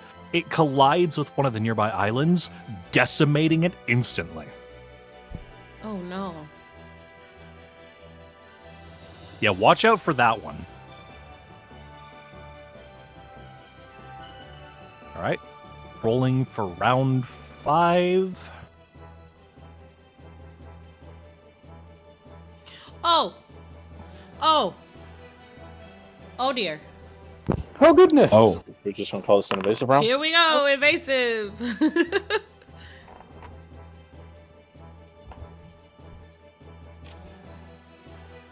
Blueheim lets out a roar, beginning to charge. Energy surges throughout his body as he begins charging an attack. Alexander. We're dodging. S'il vous plaît.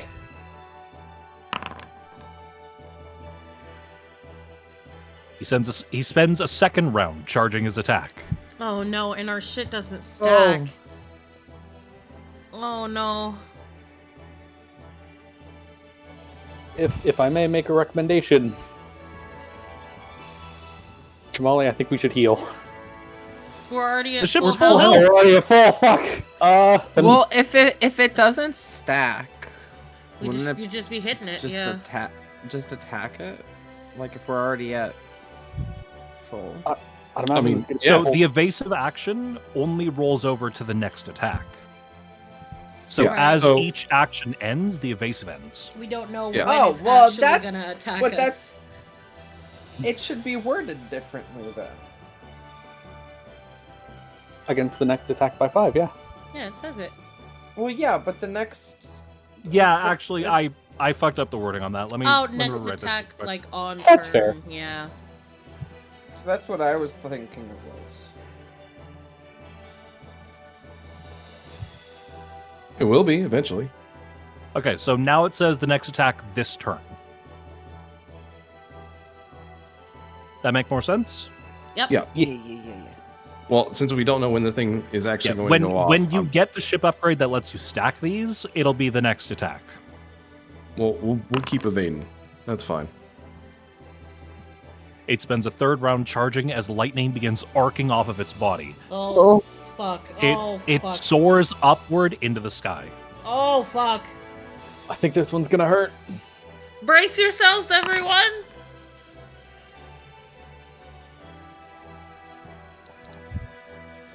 Oh, thank God. Oh, thank God. So the sky goes dark. Lightning begins arcing off of Blueheim as it begins to spin. Slowly turning around, it begins to dive bomb towards the ship, its body forming a drill of pure energy, wind, lightning, as it crashes through the sky. Tinks very, very quickly dodges out of the way, but as Blueheim jolts through the sky next to you, it lets out a sonic boom as it breaks the sound barrier. The clouds around you begin to dissipate from the sheer force, and as it collides with the edge of the mountain underneath, it drills a hole through the very landmass it collides with. Ooh. Oof. Good driving, Tinks. Glad we didn't get hit by that. Yeah, I don't think Kaido could have repaired that one. Fourth, maybe. Oh, of Yeah, course. that one is the big move you need to be scared of. Thank God for Borf. Glump, are you okay, sweetheart? You doing okay? He is like clinging to your leg, shaking right now. Oh no, I've got Like him. arms, Oh, I've got him in arms my wrapped arms. around, Yeah, arms I wrapped know. around. Like he is just clinging. to I you. picked him up. He was in my arms. It's now that Tinks calls out over the intercom. Y'all might want to take a look at this. Wee woo, wee woo. Blueheim Oh, begins to dude, circle. wait. Can we have the Tinks wee woo alarm? Wee woo, wee woo. Oh, Yeah, y'all might want to take a look at this. Ooh. God Over the bless. horizon, the eastern sun begins approaching you. So here's where the party has a chance to decide. Do you either A, keep trying to knock Blueheim out of the sky, or B, direct your attention towards the eastern sun? Eastern Sun. Eastern Sun. Eastern Sun, Emperor is our target. Yep. All right, keep in mind, if you engage with the eastern sun, you'll be fighting them both. I'm okay with that. Yeah, that's fine. That's good. I mean, how badly does Blueheim look? Hurt. Well, Blueheim is fucking fine. I'd imagine. You have barely scratched it. That's Yeah, fine. I thought so. If we can take out this ship, then Blueheim won't matter. All right. So, as the Emperor begins to approach, you can hear him calling out over the intercom. I see you're having fun with my pet, Aria. But I think I've humored you enough. It's time to end this. I'm going to do to you what I should have. I'm going to do to you what I did to your sisters, as I should have done many, many years ago. Oh, I hate that man. Tinks, call him a bitch-ass motherfucker. Tinks, call him a bad word for me. You're not a nice man. Thank you. Good enough. Thank you. You. That works. You did great, I sweetheart. was just waiting for the bitch. On spot, I couldn't think of anything. I And you'll call him have a to- few swear words in Galatian. Ooh, Nice. Ooh, yeah. You'll have to give me a moment, because for some reason, the battle markers didn't save on this. Kinda hard to do a ship combat if the fucking... If we ain't got no ship combat. We need the UI. if the UI didn't actually fucking save when I edited it earlier.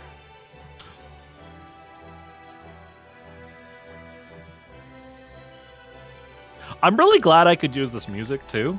Because I found out the OST is non-copyright. Woo! And when I found that out, I was like, yeah, this is Bombardment 2. It's the song that plays during ship combat in skies.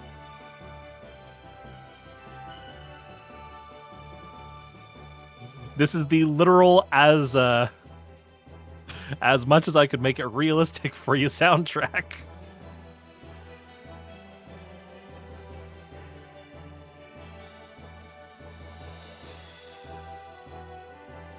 Are those red markers bright enough that y'all can see them?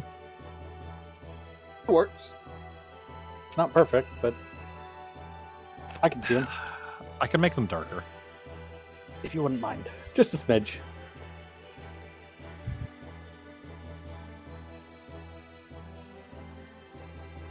Oh yeah, those are fluorescent. Oh god.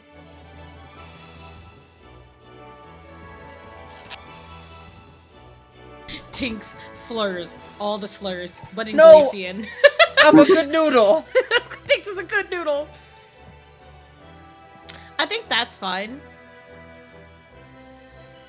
It's a little hard to see, but we can make a clear distinction between green, yellow, and red. Yeah.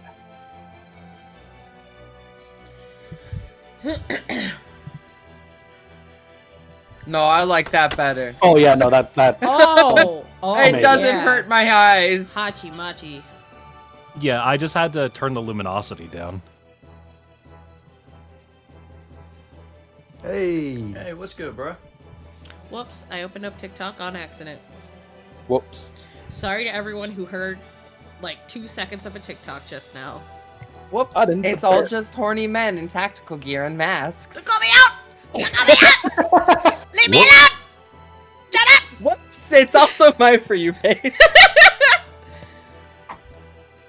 Yeah, I'm gonna zoom out just a touch so people can see it.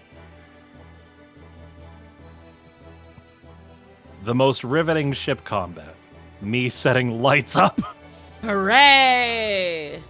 This was all set up ahead of time, and it just refused to save. So I am very sorry to everybody that's putting up with my bullshit. I thought that was the Emperor saying hi. Yeah, sure. Yeah, that was the Emperor talking. Normally, I have these set up way in advance, but for some reason, this one chose not to save, and I will fucking end myself. No.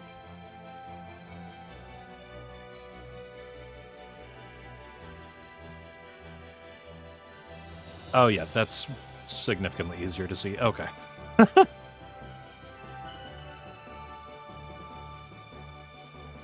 So as you begin to approach the Emperor, cannons can be seen all over the Eastern Sun. He is prepared for combat. Arya, it's time to end this, my dear. Give me everything you've got. As soon as I'm done with you, it's off to Valua. And the war will be mine! Oh, I can't wait to shoot this man. We're in agreement. We're throwing him off the I'm mountain. gonna right? get on the intercom and I'm gonna shout a Glacian slur that I just heard, but I'm absolutely gonna botch it. And then I'm gonna look at Tinks and I'm gonna do a thumbs up. You're just gonna get a very concerned look. I'm like, oh, we're gonna have to work on your pronunciation. You just hear him call back over the Called him intercom. toast with marmalade. Oh. My mother would never. All right. New combat is starting. Rolling for round 1. Called my mother a what? Oh, beautiful. Hey, yo! Let's fucking go. I'm cannoning this man.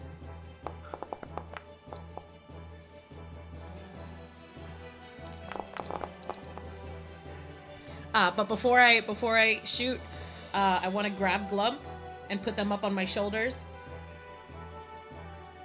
so that they can watch. I say, "Okay, honey, we're gonna go kill the Batman now." Flying if we get knocked again.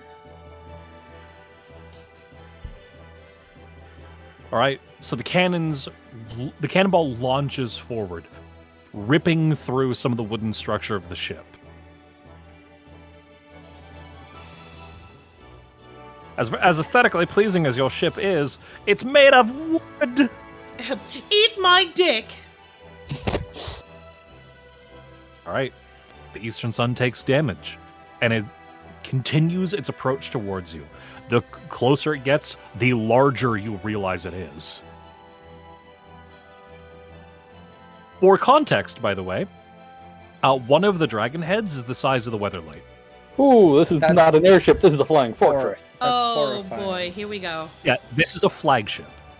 But you know what? Big target, harder to miss. God, I was gonna say, Exactly. knowing ships, can I tell them where to aim for the most damage? But this is a big. You don't know the construction of this I ship. do not know. I wouldn't even know where to guess with this. There is someone who would, though. I did want to. Oh yeah, Jujube would know, but I did want to argue a point that when we do evasive maneuvers, because Tinks is flying, we should get advantage or like some extra bonus.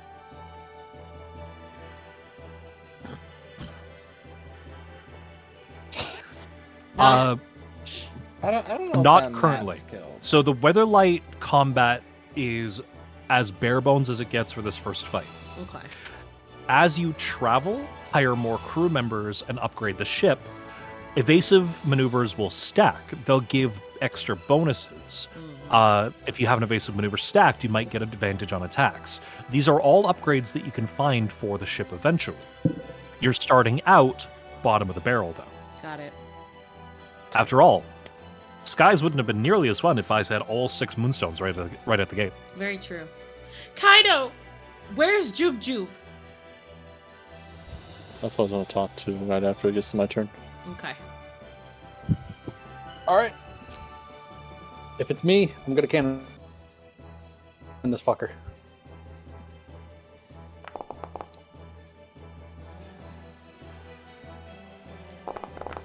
Come on, no ones. Hey, not bad. Ooh. So you attempt to launch a cannonball towards the Eastern Sun, thinking that you can hit the mass of this ship. Oh boy. The cannonball goes wide, landing square between the 2 dragon heads. Field goal. It's a hell of a damage. shot, but not what I wanted.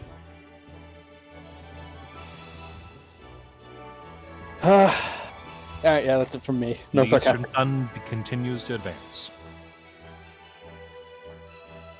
I'll take evasive action.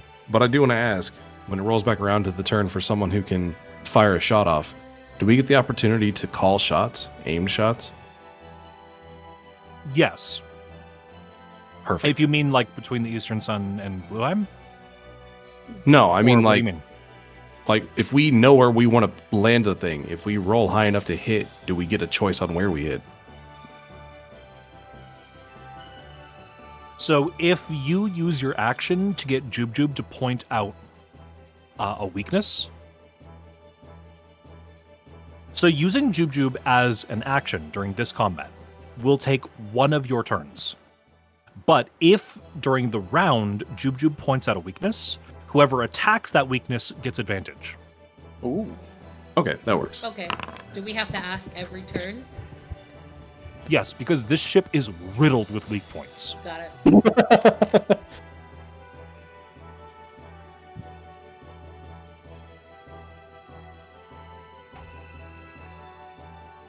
As the ship continues to approach, Blueheim begins charging from the side, attempting to ram into the ship.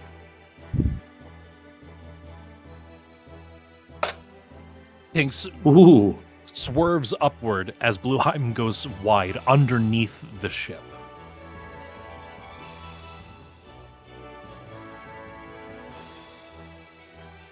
Okay, so Kaido. it wouldn't make sense to ask Juju now because the round would then be over and the weak point would change. Mm-hmm. Okay. Well, I mean, I never get to ask Juju anything. The weak point changes, or is it just we now know where a weak point is? So the way to think of ship combat is these ships are constantly moving around each other in the air. So where you might be able to hit changes with each round. This round, you might be flying over top the ship and be able to attack the weak points on the upper deck. But the next ship, you might evade below the ship and be able to attack the weak points on the hull. So I can still ask Juju, but I'll probably get a shot off, yeah? Or Yes. No? Okay. Juju. Wait, I thought we lose our turn if we ask Juju. Yes, so you use your action to talk to Jubjub. Oh, then I don't get a... Yeah, I can't talk to Juju at all. At that point, I just fire.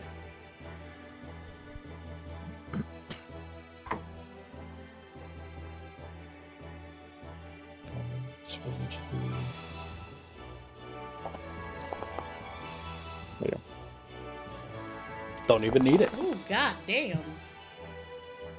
You don't even need it. Deciding you don't even need it, as the weatherlight charges towards the eastern sun, Tinks swerves upwards, and Kaido launches a cannonball directly into one of the upper gangplanks. It knocks a bunch of the soldiers right off the ship as they go careening into the dark sky below. Shit, Kaido, you killed like 6 men.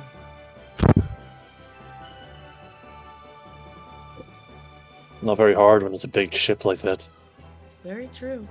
He's obviously compensating. Fuck you! Fuck you! If Shamali can hit it, I can. That's true. It's a big ship. Okay. Jujube, sweetheart. I'm gonna pick Jubjube up, and I will be the Jubejuber each round. Because I got Glump on my head. I got Jubjube in my arms, and I'm gonna hold her out.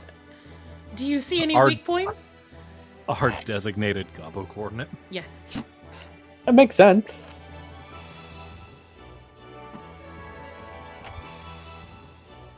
So as you're traveling around the side of the ship, Jubjub points to the large pagoda in the back. This big tower thing right over here. It's ass. You know where to aim, Alexander. Gonna take a shot towards that pagoda in the back where Jupe pointed out. All right, so you attack at advantage. Here's that first shot. Let's see if I crit. If I may. No. Oh, no crit. But the cannonball does fly into the pagoda, ripping through the wood and the steel. As the pagoda begins to smoke, you realize that it's one of the ship's pressure cannons. Oh. Ooh. I designed ship with plenty of engine. Those go down, ship go down. I'm gonna hold my hand up for a fist bump from Jube Jube. Nice shot. She tries reaching her tiny arm out. I help her reach. I help her reach. Fist bump. So as she fist bumps, it's like fist bumping a cat. It's just a little... I'm gonna spin her around. You did so good.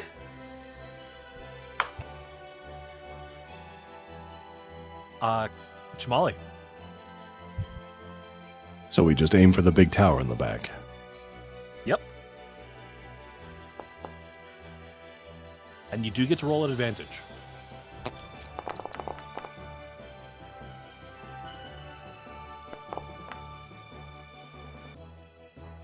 Nah. Yeah, thankfully that definitely hits.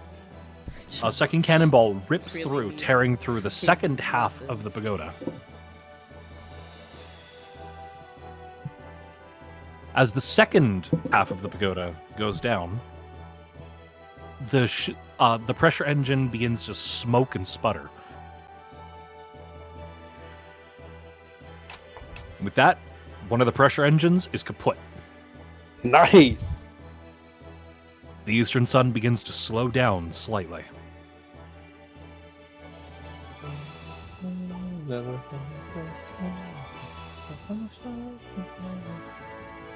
Kaido, what you In doing? the distance, you can see Blueheim charging an attack.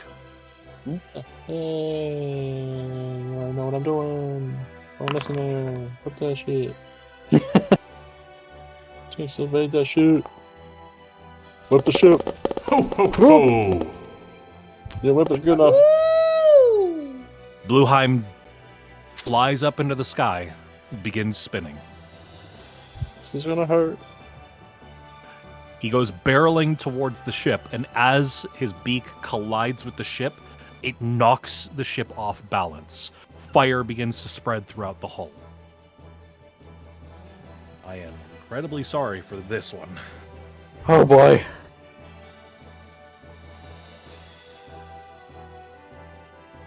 No, you're not. No, you're not. Oh my god! Oh my god! Oh! Wow! Wow! God damn. Blueheim literally tears through the hull, knocking the ship off balance. 2,989. Son of a bitch! Oofa doofa boofa schwoofa. That's You're okay. launched several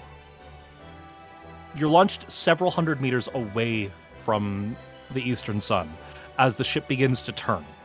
It's training its cannons on you. It's okay. We just do a little heel round. We're fine.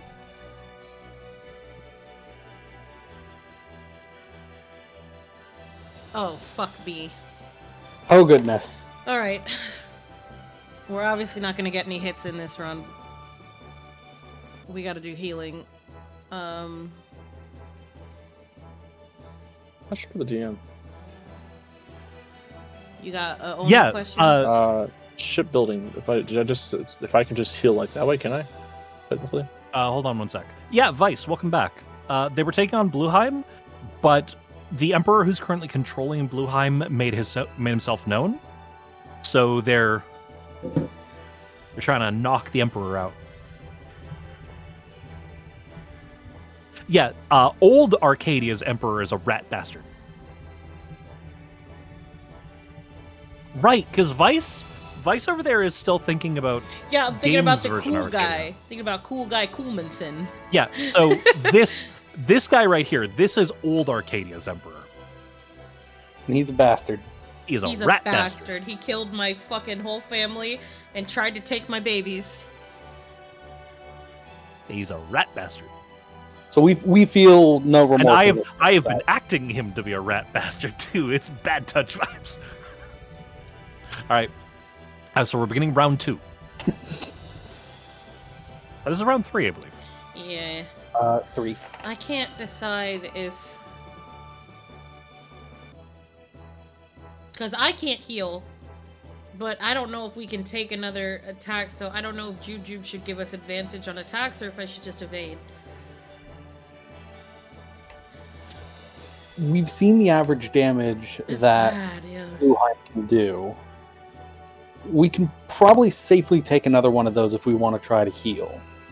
Right, Yeah. but However, we can't worst case- heal till Chamali and Kaido. So you and me Right. have 2 turns to do a thing. I could give you advantage on an attack, but we'll take damage, I think, on my turn.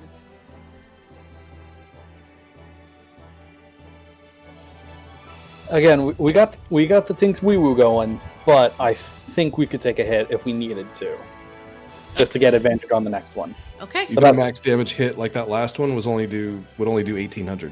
We at least have 2 more hits of that size, and we're okay. Okay. Yeah. Alright, I asked Jube to point us where we can attack. So this time she directs your attention towards both of the wings.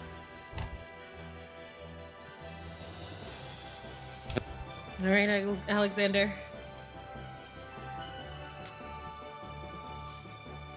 Cannon! So glad I got advantage on that. 'Cause that's No kidding, not- right? Yep. Here comes that other one. Ooh, let's go. Ooh, doggy! Woo! Ooh. Oh, thank God. So as you begin charging back towards... the Eastern Sun, Alexander launches a cannonball. It collides with the right wing, knocking a bunch of the wood off of the building to reveal the second pressure engine. There we go. The Eastern Sun then trains its cannons onto the Weatherlight. Oh.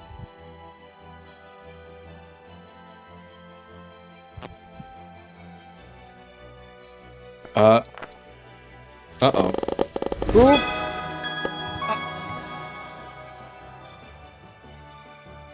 That's not all one roll, by the way. It's rolling 3 attacks. Okay. One of them's really gonna fucking hurt. So the cannons that were trained on in the second pressure engine all go up in smoke. As they try to fire, they backfire. And the pressure cannon, you can see explosions happening within the ship. Nice. The second set of cannons towards the midsection of the ship fires and goes wide, launching underneath the ship. However, you do see the third set of cannons towards the bow of the ship, trained directly on you, and being the closest, they launch, landing directly against the ship. Not nice.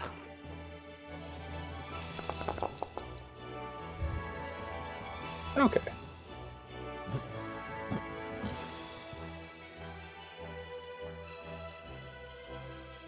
$29.41. 41 or 31?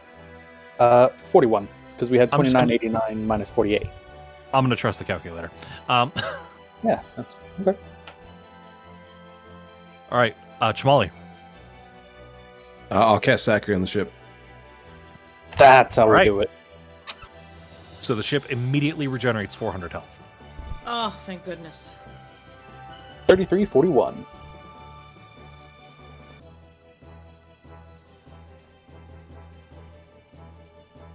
And Kaido. It is, so I'm sorry, but Yeah, we don't need 2 rounds of healing. No. No, nope. Evasive. Not taking a hit would be better. this one I keep grabbing my own. I'm not used to going to this one. No worries. Yeah, I have my character and the Weatherlight as pop-outs on the side, and they're stacked on top of each other. That might help picking between them. All right. So as the Weatherlight catches up to the ship, you saw over the ship eventually making your way to the front. The figures of the twin-headed dragons begin to move, coming to life, as fire begins to form in their mouth, and they spew a torrent of flame towards you.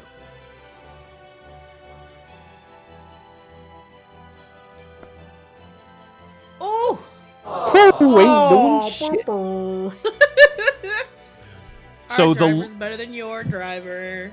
the larger of the two heads goes wide, but the second misfires as fire begins to form inside the belly of the ship.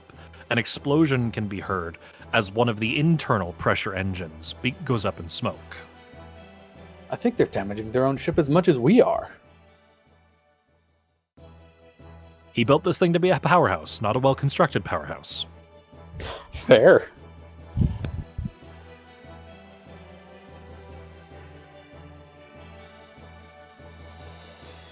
As we make our way to the next round,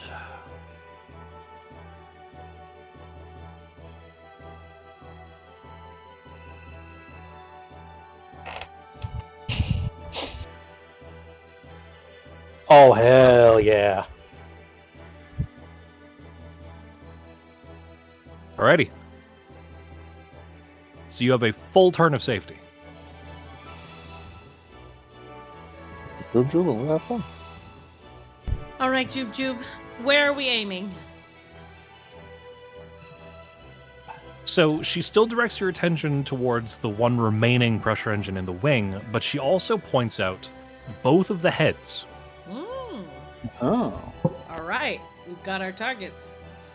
And we got 3 turns to hit them. Let's go, baby.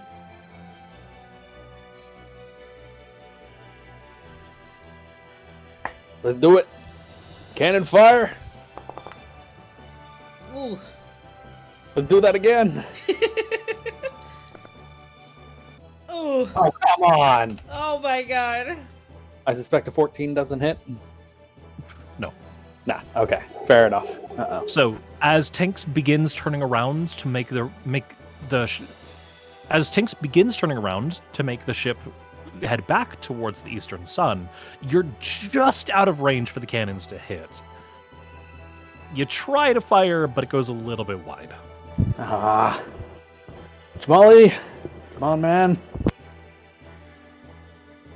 Let's try that one more time. Chamali's so hot. Chamali's so hot! Oh my god, just thought. So fucking hot. Alright, roll advantage, maybe crit. Okay, no. That almost landed on the 20, and I was about to be Yeah. like, oh. No, Just getting greedy try- would be a mistake. Trust, we all want to call Chamali daddy. I'm so glad Shamali can shoot a cannon and shoot a general, but that's about it. Yep, can't shoot a crossbow to save his life, but he's damn good on a cannon. I mean, it's just a bigger. It's harder bigger. to miss. That's what it. Yep, that's what it is. It's hard to miss. So- Chamali whether, needs like- glasses. He can't see. That's what's wrong. He doesn't know how to. He doesn't even know he's blind. So the weatherlight begins making its rounds against the eastern sun. Shmali lets out a cannon blow. Where are you attacking specifically? The Does he heads. have 3? Any particular head? The left head. So the slender one or the bulkier one? The bulkier one. Okay. I just need to know because each weak point has its own health bar. So the cannonball rips through the air, landing in the bulky head, situating itself directly into the dragon's eye. Smoke begins to billow out, and you can tell that you've done some damage.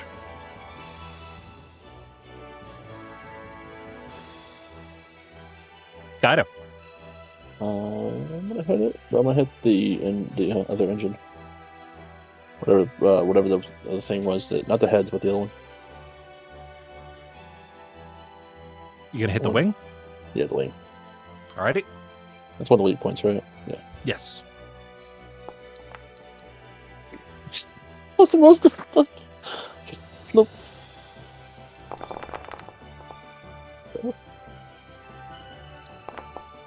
Hot damn. Let's go. I love the Jube Jube turn. By the way, to roll at advantage for the cannons, just roll the first attack, and then in chat where you see cannon, if you hover over attack, there will be a little plus and a minus. Hit the plus to roll a second d20 for advantage. Oh, that's right. That's how you do that. Fair enough. Thank you. And it'll automatically take the higher of the two. So if you want to hit that plus...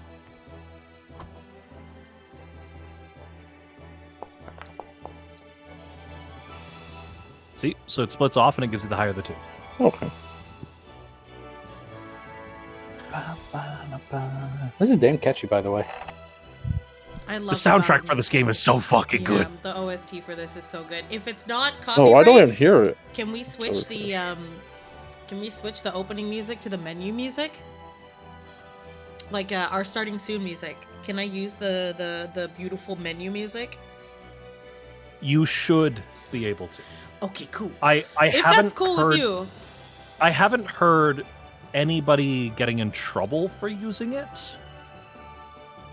I mean, yeah, you'd But think it'd be even, fine even because me, people me play using the game. this right. Yeah, that's what I'm saying. Yeah. And I've heard a lot of people on like Reddit and Twitter talking about like they use the game's soundtrack in their streams all the time. Yeah. And a lot of YouTubers who use the game's soundtrack in their videos don't get struck either. I just know that Twitch can be a little bit iffy at times.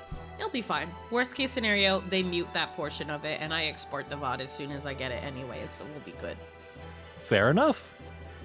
So, Kaido lets rip a cannonball as it tears through the left-hand wing. As it rips through the dock, it exposes the third pressure engine, wedging itself right into the pipeline, too. The third pressure engine explodes. Ooh. Let's go!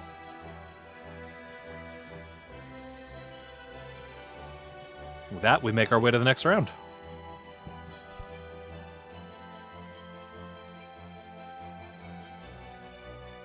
Ooh. That's fair.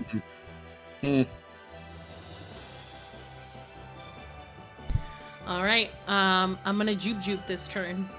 Wait, well yeah, I'm gonna juke this turn. She's still pointing directly to the two heads. Okay.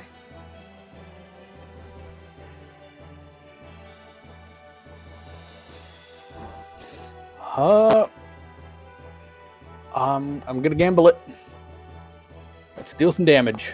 I'm shooting at the bulky head that Jamali hit. Okay.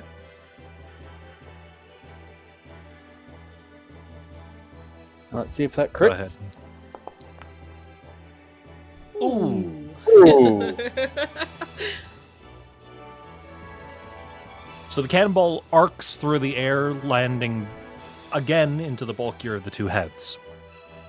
It rips through, punching a hole directly through the machinery and careening out the bottom. The eyes on the second head go dim, and you can see that the ship is beginning to lose altitude. Oh, let's go! I've got a question for the DM. Does the General's Challenge work if you're not making direct eye contact with someone? No. So is there anyone on top of the ship that I can see? You wouldn't be able to challenge anybody in air combat. But what if I could? If they board us, because there's some times where there's air combat, Yes. that they will board us. If somebody boards you, then it's possible. Oh no, I just wanted to ship is use a the no. General to blow a hole through their ship. I don't think you that can that tell it. wouldn't have worked anyways, because you could only use the general to duel. You can walk It 10 is- paces. You don't know that I couldn't. It is not a man. The ship is not alive. You can't duel the ship, honey. No, I'm saying the collateral damage from firing off the General to vaporize whatever dumb schmuck ends up in a duel would also blow a hole in the ship. You've seen the damage that thing rolls. Yeah, on The to general- people. The General's ammo will not harm anybody that's not in a duel or the terrain around them. even if somebody is standing directly behind your target, the ammo will never hit them. That was worth Good a to shot. know. So you could definitely duel somebody on the ship, but the general would not hurt the ship. Again, It's an honorable it was worth a shot. 1v1. One more time, it was worth a shot. You tried. It was absolutely worth a Well, shot. worth a Tried, shot. sweetheart. All right, I'll hit the other head. Haha, worth a shot. Haha.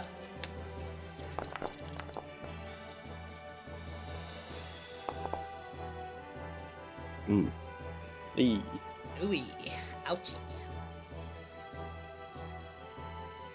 So Chamali aims the secondary cannon as you do your full round over the ship. A cannonball flies from the weatherlight, careening and landing through the extended nose of the second dragon. It punches a hole, and you can see the machinery of the engine inside. You definitely damaged some of it, but not enough for the ship to go offline.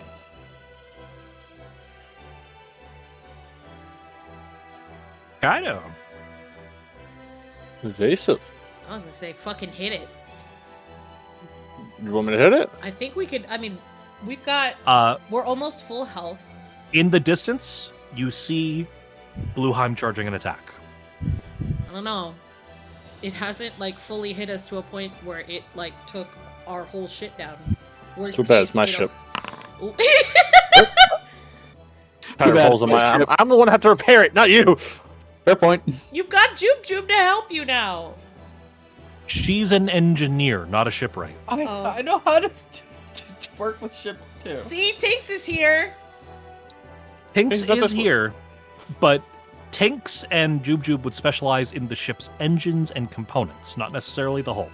They can make it fly. Kaido's the one who makes sure we have something to fly. Molly in the Yeah, back just Jube- watching you two argue over who can repair the ship while I'm casting Sacri on it and it going back to full health.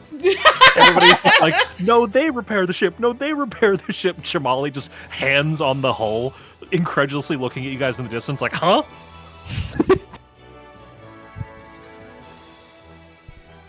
Oh, I love the mental imagery in this game.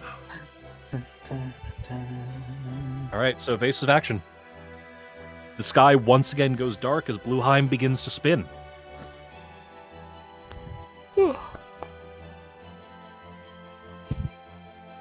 Thankfully, this time you have more than enough speed. You dodge out of the way as Blueheim careens through the air past the ship.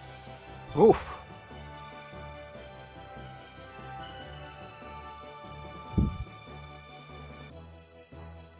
It was a good dodge.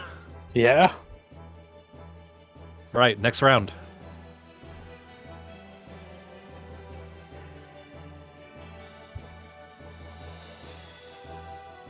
Oofa Ooh. doofa. All right. Well, Okay. I'm not gonna get a Jube information. I'm just gonna aim for the one dragon head that's damaged, that's still functioning. Okie doke. Oh my god! It was almost a 20. Oh, that's fucked. You're still at advantage. Oh, I can. Oh. What about? No! God!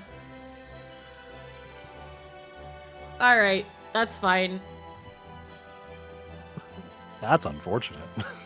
That's not. Oh, that's not fair. So Arya sets. Arya, currently over encumbered with her babies, tries to take a shot, but the cannonball goes wide, missing the head by a country mile.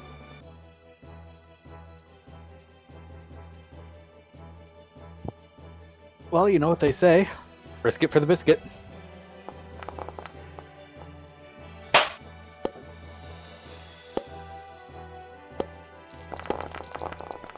Aiming for the slender head.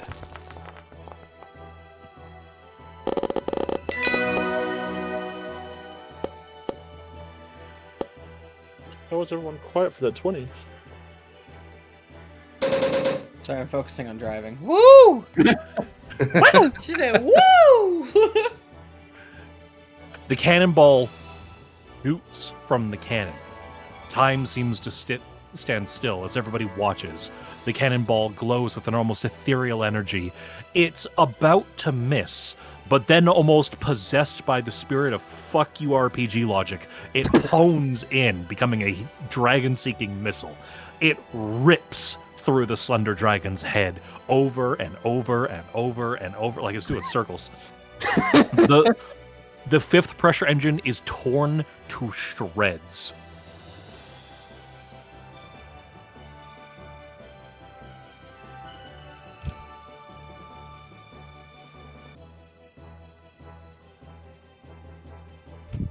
The ship is still in the air. Ah, crap. We're just reminded of that scene out of Road to El Dorado. Which scene? From the main pagoda. Where they're playing the sports game and they have like the little thing that just... The little fucking armadillo ball? Yeah. And it just constantly jumps through the loop. Yeah. From the main pagoda, the two large doors that you can see on the front of the ship open. And out pops a torrential cannon, reaching well past the dragon's heads. Oh, that's not good. Clearly compensating. Absolutely compensating. Richard, what is that? Oh, come on, I saw that. That was nearly a 6. It's bad news. Light begins forming from the center of the ship. Is that a fucking moonstone cannon? It's not a moonstone cannon. Okay. It's worse. Oh, that's not fun. Light begins forming in the center of the ship, and you can see Blueheim land on the ship. Its wind and lightning arc through the cannon. And after a few moments, a concentrated Blueheim beam fires from the eastern sun.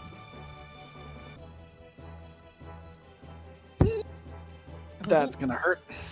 Oofa. Oofa doofa! Okay, not bad. Okay.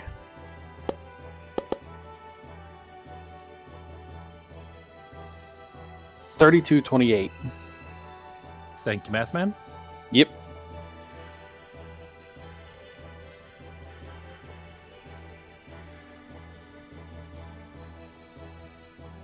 Chamali. I cast Zachary. Immediately gain 400. $36.28. There's no reason not to.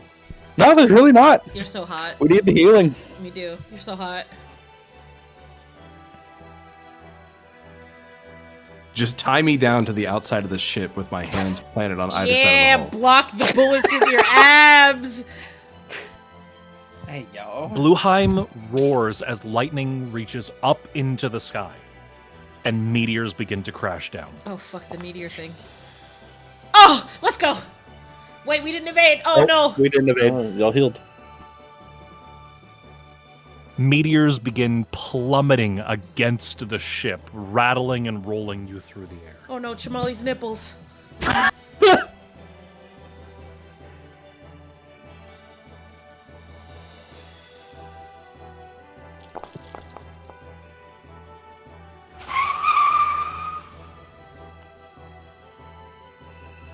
$34.27.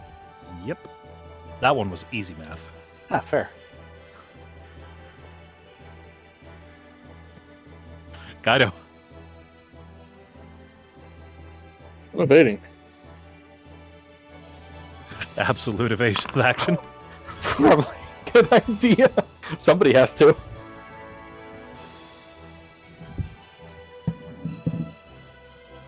The main pagoda goes up in flames, wood splintering out, as you can finally see what was hidden underneath the wooden structure. Atop the cannon, or atop the engine, you can see the Emperor, standing on a platform. The entire pagoda was the last pressure engine, absolutely massive in size. And from the pressure engine, there are cannons and the main cannon, all aimed directly towards the ship. Holding out his hand, he prepares to unleash a barrage of attacks.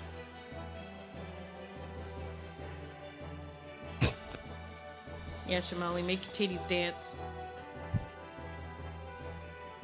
You ain't hitting shit, son. Cannons this big are, of course, hard to fire, and Tinks takes advantage of this, swerving up into the air behind the pressure engine, as you can see what is quite literally a barrage of bullets fill the sky.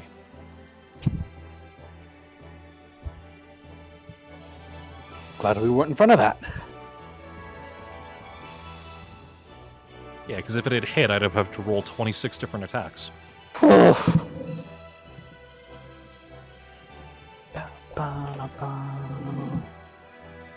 It's then that Jub Jub calls out. Engine! Engine? It doesn't take a genius to figure out that she's telling you the engine is the last weak point on the ship. I think that means target. Let's go.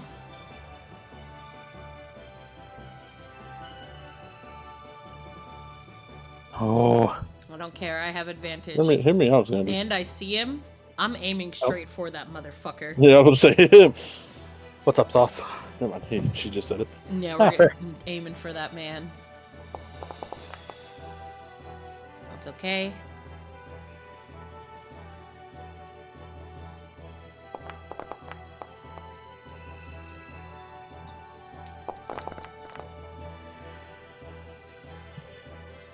So you're aiming directly at the Emperor? Oh, yeah.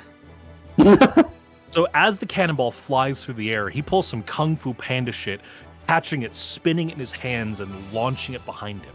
It careens into the ship, landing into a group of his own men as they go flying off the ship. I hate There's him. no smoke. There's no smoke billowing off the ship. Oh, I hate him.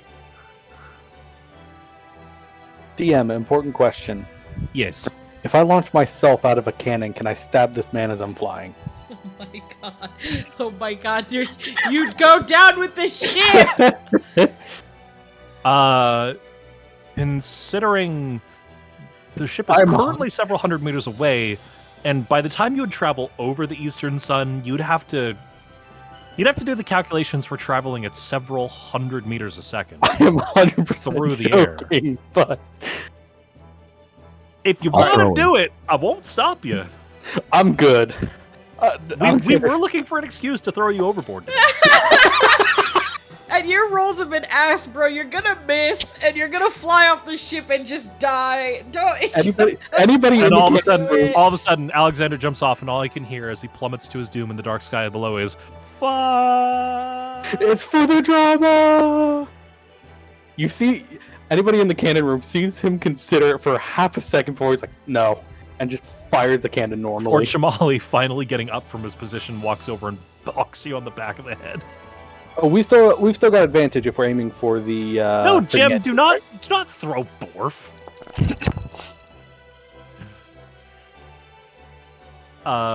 This is Alexander attack.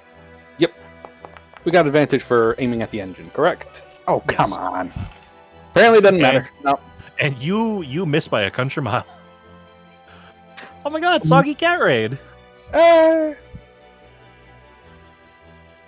Hey, Soggy Cat Raid, let's go!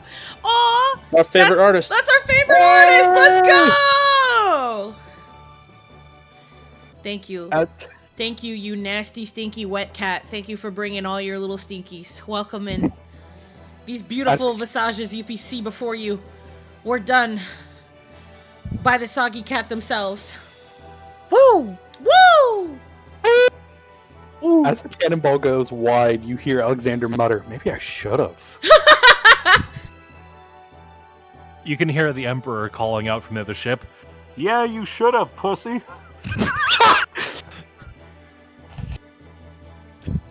Jamali. We're gonna go evasive this round.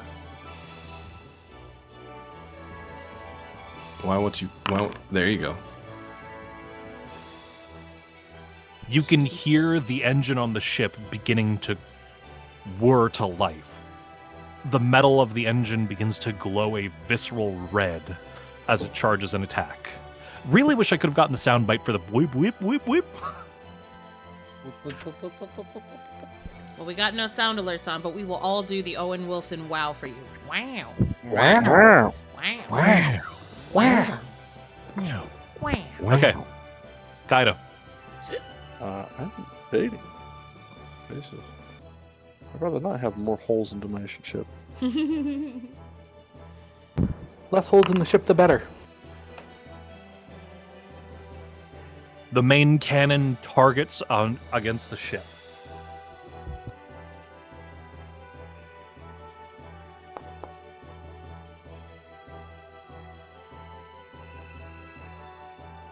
Hinks narrowly plummets the ship down below the cannon's aim. And a good thing you did too, because from the main cannon, an absolute pillar of fire and volcanic magma comes launching out. Enough that it would have easily damaged the ship.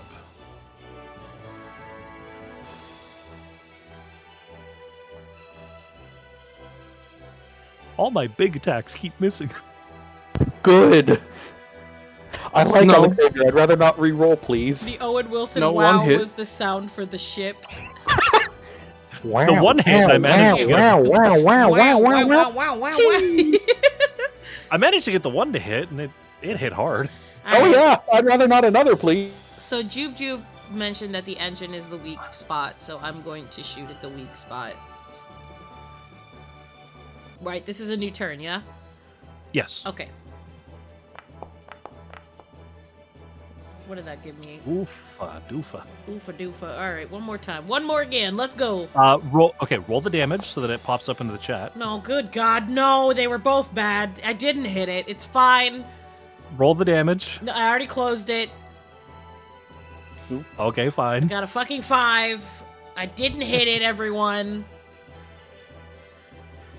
You didn't hit Arya that. still bogged down by the weight of her babies that she refuses to put down. I can't put them down. I love them and they're scared. You were over She and is gobbled. unable to hit this thing as though it were the broadside of a barn. Over and gobbled. All right. Leave it to me then. I say boldly. Why would you say anything? Because I have a big mouth. I cannot shut up. Have you not noticed?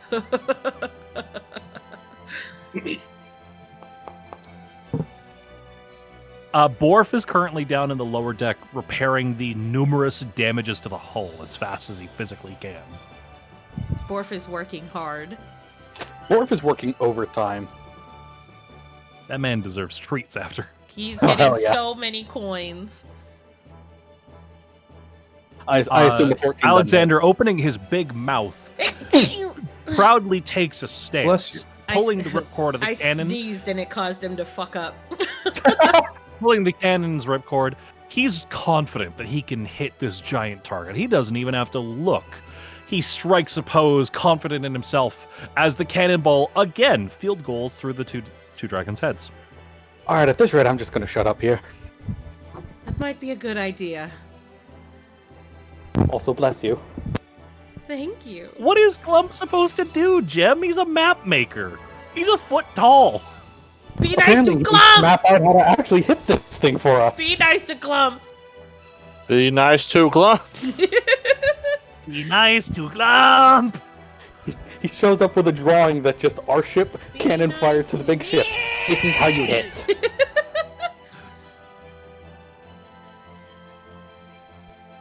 Just shows up with a map. This, you hit this, you fucking. Jamali. I'll take a shot. We're doing fight on health.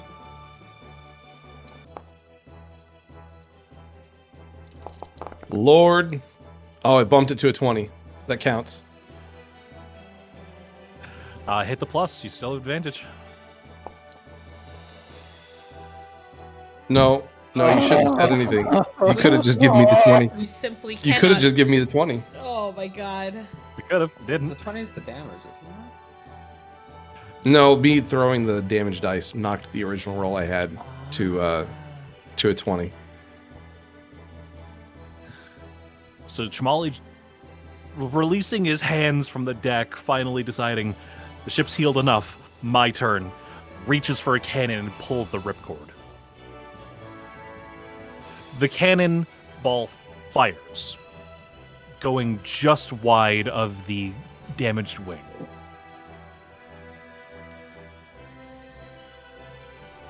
Dido. Me 7 rules, because, I get the ones that get attack on. I roll these at random. I'm sorry. I know. I'm not worried about it. Did it? Yeah. The engine begins to whir to life once more as the Emperor trains the main cannon on you. It launches a second fiery blast that again goes wide. Turns out this cannon hits hard, but it is slow to aim. All right. I will be right back. Sure.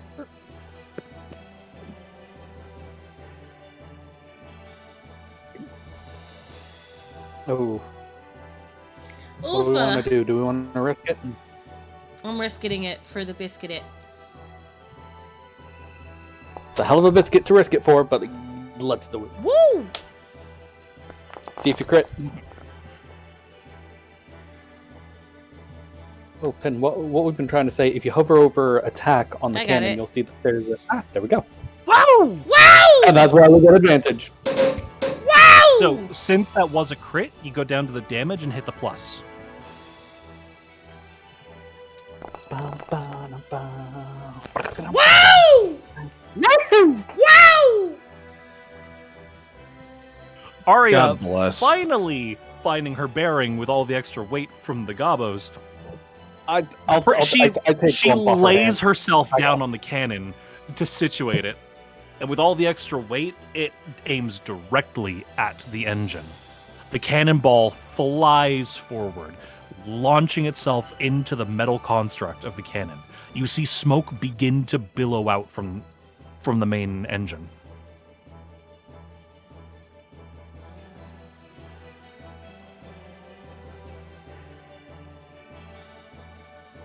All right, It's almost down. We got this. We got this. Is it technically considered wounded? There's one engine left and it's smoking currently. What do you think? So yes. Fair point. Well, it's like, does it get a negative debuff because wounded, like we get? No. Damn. Oh well, can't blame a guy for trying. Ships don't follow wound logic. Seeing the smoke, Alexander's like, this is a bad idea.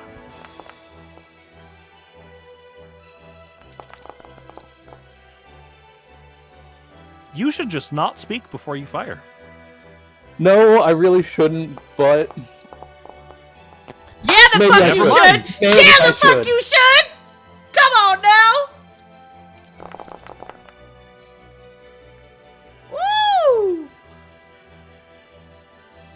Alexander lets a cannonball launch from the ship. It collides into the large engine, ripping through metal and wiring, causing another hefty chunk of damage. There's fires now. You can hear explosions rippling throughout the ship, but the Emperor still has his eyes trained on the weather lights. it's not dead.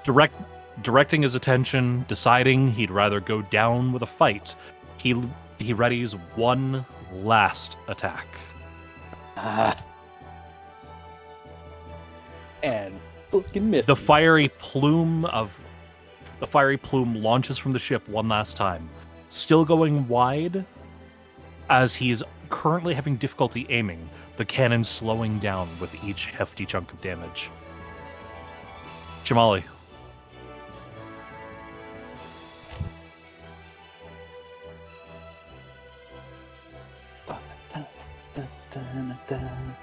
Jamali? Yeah, sorry, baby things. Hold on. Baby things. Tiny little baby things. All right, let's confirm the kill on this thing. Ooh.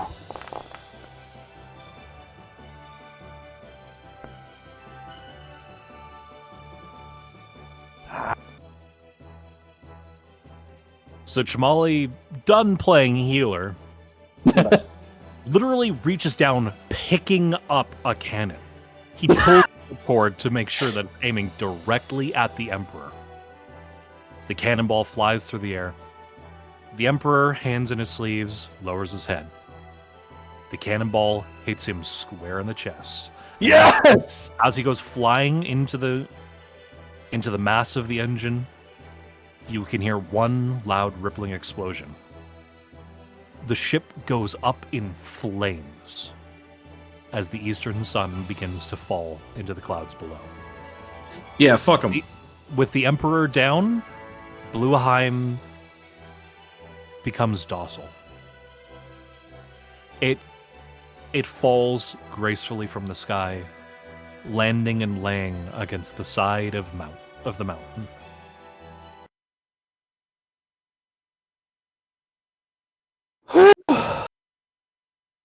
We fucking did it! I'm grabbing Shamali and I'm hugging him. I'm hugging him so much. For reference, if he had hit you with any one of those volcanic cannons, it does this. I don't want to imagine. Oh. Holy shit! That's half our fucking health. Oh my god. We'd have been fine. I ain't worried. Yeah, if he had hit even one of those. Hachi fucking machi. I'm gonna hold up my hand for a fist bump from Jamali. That was a Actually, damn fine 200 d20 could have one-shot the ship. Yeah. Yeah. Kaido was ignoring everybody and going to go repair the ship.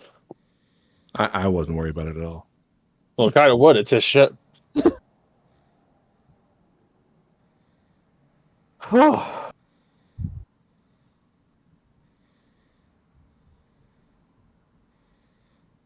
Well, not quite as poetic as I would have preferred the end of the Emperor, but well, I say death by fire and explosion works. I am ecstatic. You can hear a voice crackling over the intercom as Zhang begins to speak to the crew. We just saw the fire. Is he down? Well, he's not getting back up again. Then Probably we've done not. it. We did it! We did it! Honestly, I think I'd be more concerned if he did get back up. I was square in the chest. Randy's dumplings are on me tonight, y'all. Tonight, we eat. Let's go!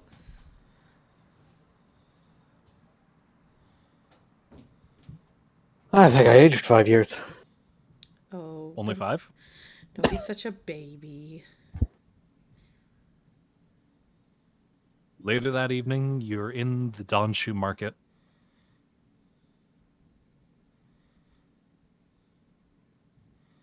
You shush, okay? Later that evening, you're in the Donshu market. The party crowded in Granny Juan's personal little delicatessen, partaking of a feast. There's Alexander. dumplings, hot soup, noodles, and all the food you could imagine. Music blares through the market as the people of the rebellion party the night away.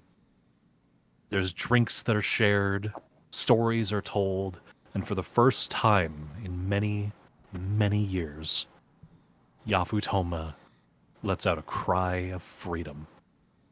For starting tomorrow, the people have their lives back. As you are all huddled in Granny Hon's shop, Zheng lifts up a bun, tossing it over his shoulder to the visage of the Oni, who's currently huddled in the corner of the room, happily munching on snacks. He's back. I was Of just course looking at him awkwardly, hiding my gun. Of course he's back. This guy here's mine. The Oni just kind of like He just kind of like bashfully waves as he keeps eating dumplings. I'm gonna walk over. Peace offering. I was gonna walk over and hand the Oni a dumpling. No hard feelings, big man. We both did what we had to do. What mean hard feelings? Exactly. Exactly. Exactly. Confused, he just shrugs and continues to eat. Yeah, I I wouldn't am worry pushing too much that. about that one. So I'm not pushing it. technically, the shogunate was only made up of 4 of us. The crazier in nature, like the big lug over here, were familiars that were granted to us by the Emperor. This big lug is mine, the yokai was Yua's, and I'm pretty sure you met the peasant. Oh, we met the peasant, all right. That was the ninja's second hand. Oh. The mystic had the daimyo. Figured as much. Yeah, Tinks, I like the big gun. Can you make me one of those? Oh yeah. Tinks seeking missile 2.0. We can work something out for you, big boy. Big gun for the big boy.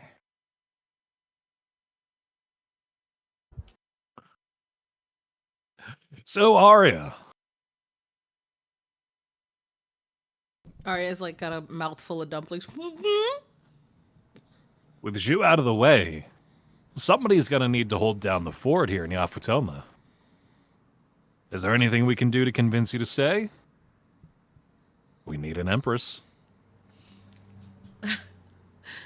Arya like looks around and sees like Chamali and Tinks talking about cannons and Alexander. Bitches love cannons. Alexander trying to make friends with a man, a big Oni that does not comprehend anything, and he's trying so desperately. Just a bunch of alcohol. Kaido's just drunk as shit. Rice wine, man, it'll do things to you. Oh yeah. The Gabos are running underfoot, trying to find scraps of feathers and coins to eat, and Jub is just in your lap, currently munching on a dumpling. Yeah. It fits in both her hands with extra space. Like, she is tiny. Jub's eating in my lap. I start patting Jub on the head, and you know that's a great offer.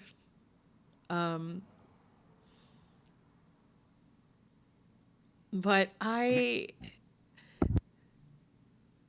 kind of want to see where we go from here. These guys are like my new family now. Besides, you know, I was never good at the whole hoity-toity emperor-empress thing. Oh God, yeah, your table manners were the fucking worst. Yeah. I was really good at paperwork though, so if you ever need any paperwork done, just send it to me. I think you can handle this. Well, you and I are both Yua and I are both not fit for the role. As the shogunate, we were pretty much banned from the job as is. Oh, I have a wonderful idea. Yeah. We should make it a free democracy. Let the people run it. You know, we might take your word up on that. It's going to take a while to get the idea out to the rest of Yafutoma, but if the people are on board, we could very well make this a free nation. You have my full support on that. And just so you know, if ever you guys need help, you have our full support. I'm so happy. With that, he raises up a bottle of sake and begins just immediately chugging. Arya joins him. Arya gets up. She has a bottle of sake. She's got Jub in one arm and a bottle in the other, and is just clinking and chugging. Arya Roll is now Constitution confirmed save. wine mom. Constitution save. I'm a wine mom. I'm proficient in this. Give me proficiency. You're a wine mom, not a sake mom. That shit hit rice wine hit different. Roll me Whatever. if you're chugging the whole bottle, roll me a con save. It's not bad. You drunk as shit. I'm drunk as shit. The lush has taken her. Woo!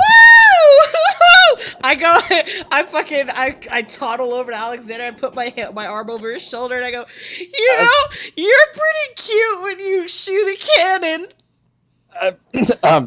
He's just red. He's just red. He's just red. Arya's a flirty drunk. Run. Thank you. You're a nice shot as well. Yeah, fuck yeah, I am.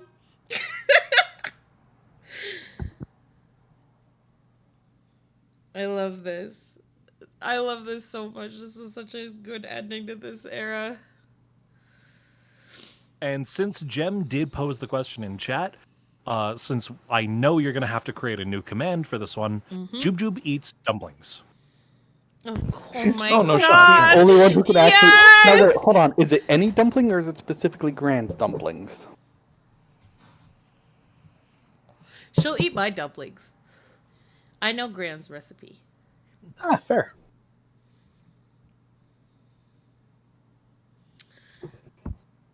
Specifically, she eats cheese dumplings. Cheese Ooh, dumplings. that does sound good. Oh God, she's gonna have to fight Havarti. Havarti's just making eye contact with Jub Jub. Already draws a little thumb over its neck while looking at Jub Jub. So, as the party rages on, going long into the night, music blares, and the people let out a collective sigh. For the first time in many years. When the day breaks, the land will be free.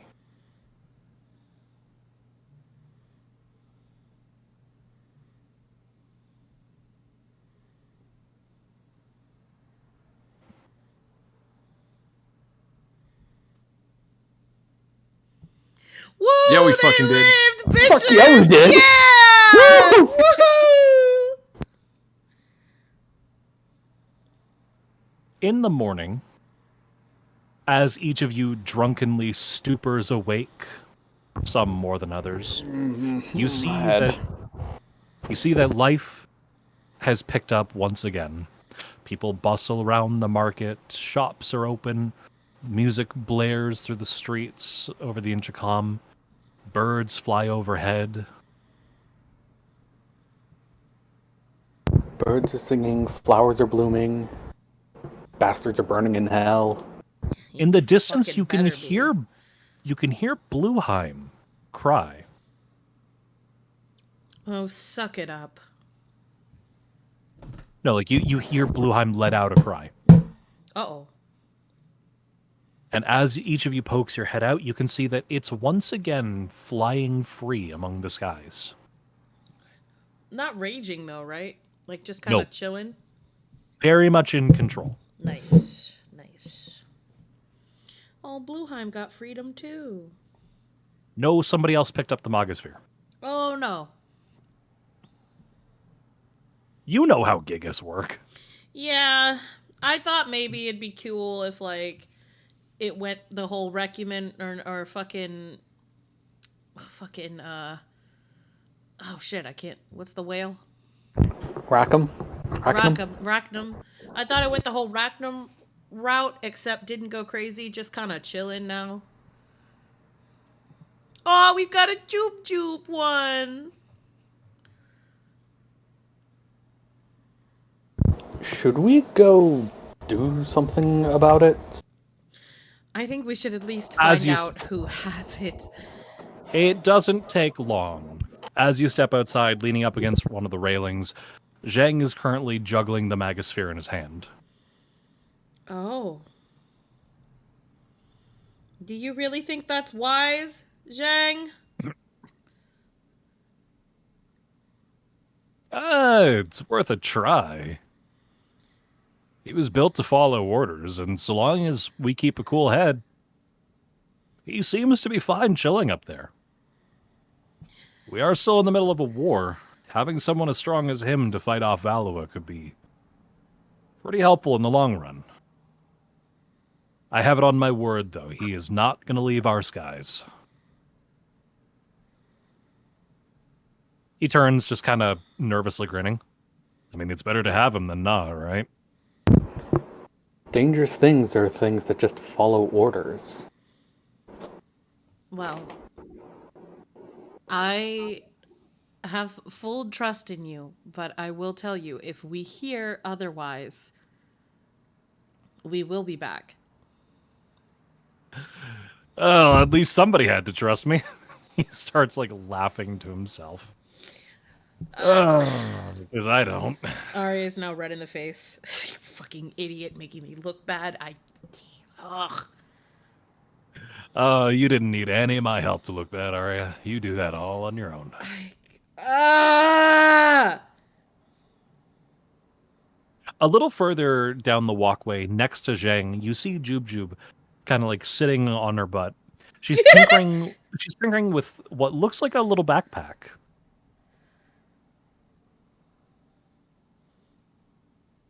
I want to. As she sees you, she waves, strapping the backpack to her back. A full set of new arms pops out, lifting her up into the air. Yay! Okay, wonderful. Yeah, she was up way earlier than any of us. Turns out this one's a bit of a tinkerer. Oh, I adore her. Actually, I don't think this one sleeps. She's gonna learn how. I wanna hold my hand out to Jub and say, well, Jub, you're technically free now, but if you want, you're more than welcome to come with us.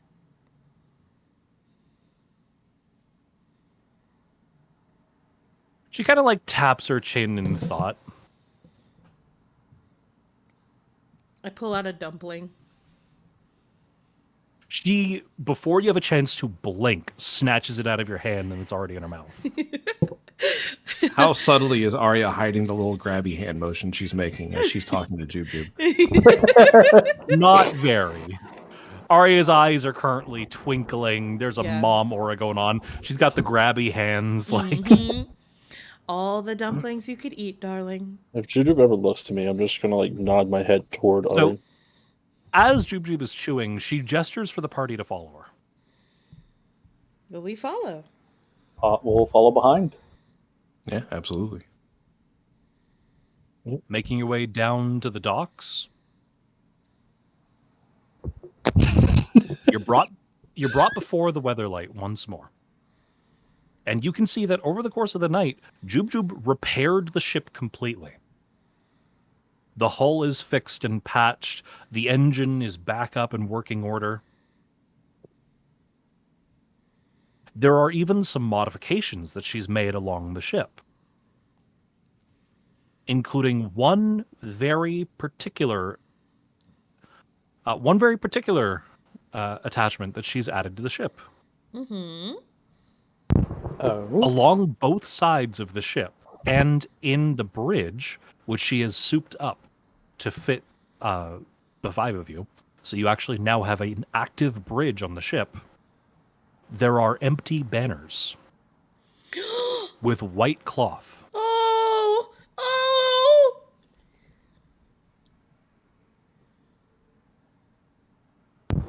It's banner time! It's banner time, you guys! If you have ship, you need flag. Makes sense. We get to design our own. What is banner time?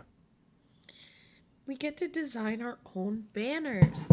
And then we put them up and we vote on which one we want to fly when we fly our ship.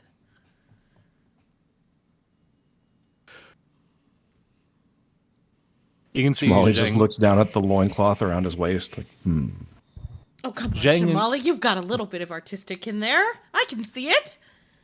Zhang and Yua are walking up on the dock as you can hear him letting out a laugh. Yeah, a flag might be a solid idea for you guys right now. Word of what y'all have been up to is kind of reached around the corners. And now that people know that the weather light's up in action, and sad to say, he looks down at Kaido, they know it's not yours. Valua has branded you guys as pirates. Every Sailor's Guild out there is gonna welcome you in as pirates now. So, since you're gonna be sailing the skies as blue rogues, felt only fair that y'all should have a pirate flag. That was Yua's idea. She kind of like silently bows towards all of you. Arya claps her hands. Oh, I've been waiting for this. She grabs some cloth and runs Arya's off. been waiting to be a pirate? Arya's been waiting to design something, okay? Yeah, absolutely. 100%. She takes materials, runs off to her room. I should have you roll to make the worst flag possible. Why would you do that to me? Why? Why? Because you know I'm evil. You're very evil. Don't do that. Okay, how about this? I'll raise you this. Because in game, when you get to the point where you choose a flag, everyone on your crew, so the 3 pro tag members of your game, present their own flag design. So I will present you with this. We each give our flag idea, and then we roll to see if it looks nice or if it looks really shitty.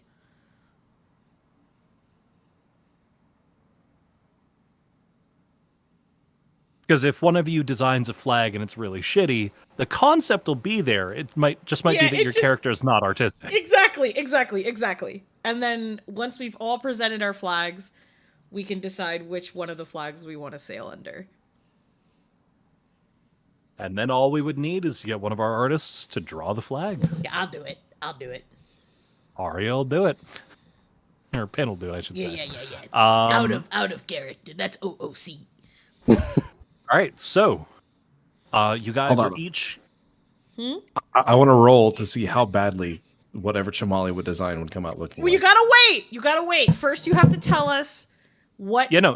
what the concept is, and then you'll roll to see if it looks good or if it looks like you're a fucking 2-year-old. So everybody will give their idea for the flag, and then I'll have you roll to see if you drew it in crayon. Yes.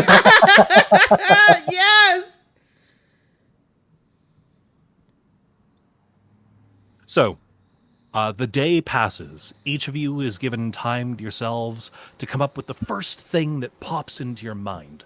What screams Blue Rogue? What screams pirate? What screams the world-renowned crew of the Weatherlight? The 5 of you, now having gained worldwide infamy and notoriety, you try to design something that truly speaks to who you are as a crew. Later in the evening, you reconvene on the deck of the ship. Each of you holding a folded parchment in your hand. You're joined by the Gobos, who also have their own entry for the little contest. Oh my god. This is gonna be adorable. Oh god, I'm so Oh, ready. we're doing this now? So, Glump, Jubjub, and Borf open up their entry, and it's very crudely drawn pictures of all of you holding hands in a little ring. Arya's fucking sobbing over it. Oh, I thought you'd love that. Oh god. One thing that you notice, though, is between the 5 of you, there are 7 goblins. They've included the members of their family that, at this point, they all but expect you to find. Yes, Well, absolutely. now it's just prophecy. Now we have to.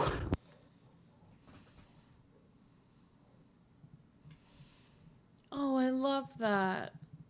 Yeah, I thought you would. You all did so wonderful. Are these your siblings?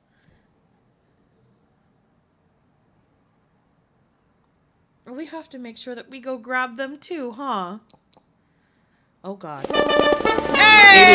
It is immaculately drawn. Colored pencils and paints, a background, all of you aboard the Weatherlight in near perfect imagery. And among the gobos, you can see the perfect visages. So now you have a visual representation of the rest of the goblins that you're missing. A tall, slender yellow goblin covered in scars, missing an eye, who you assume is Pthibble. Yes. Thibble. Oh, yes, Pthibble. A small purple chemist that Tinks recognizes uncomfortably, Oh. and a tiny silvery, almost blank stare coming out of what appears to be a little doctor. Look, Jamali, there's a doctor. It is immaculate for a portrait. Oh, it's perfect. I love it. Tix just looks icked. Yeah, Tinks is just having none of it. So we will move on, and we're gonna unveil your ideas in alphabetical order. So Alexander, what have you brought to show and tell? So Alexander unfolds his parchment, and it's just a picture of the Weatherlight surrounded by everyone's colored moon. It's nothing fancy, but roll me performance. Okay.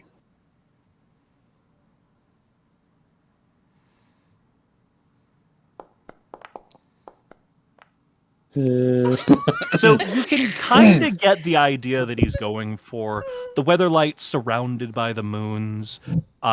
It's pretty imagery, but he's drawn it in colored pencils. Like it's hard to look at. Alexander 100% recognizes it's bad and just starts out. I'm better with swords than pencils. I think it looks wonderful, Alexander. You don't have to entertain me. I like it. Roll deception. No, Arya's genuinely not lying. She really likes it. She thinks Roll it's persuasion. charming. Roll persuasion. Oh my God. All right, Arya, what have you brought to show and tell? Okay, cool. I don't have to roll persuasion. Okay, great.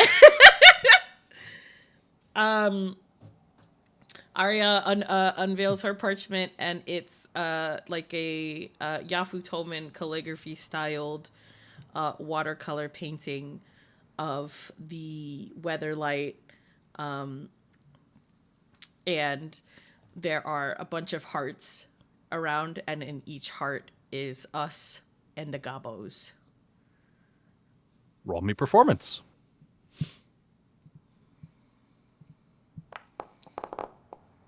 Oh.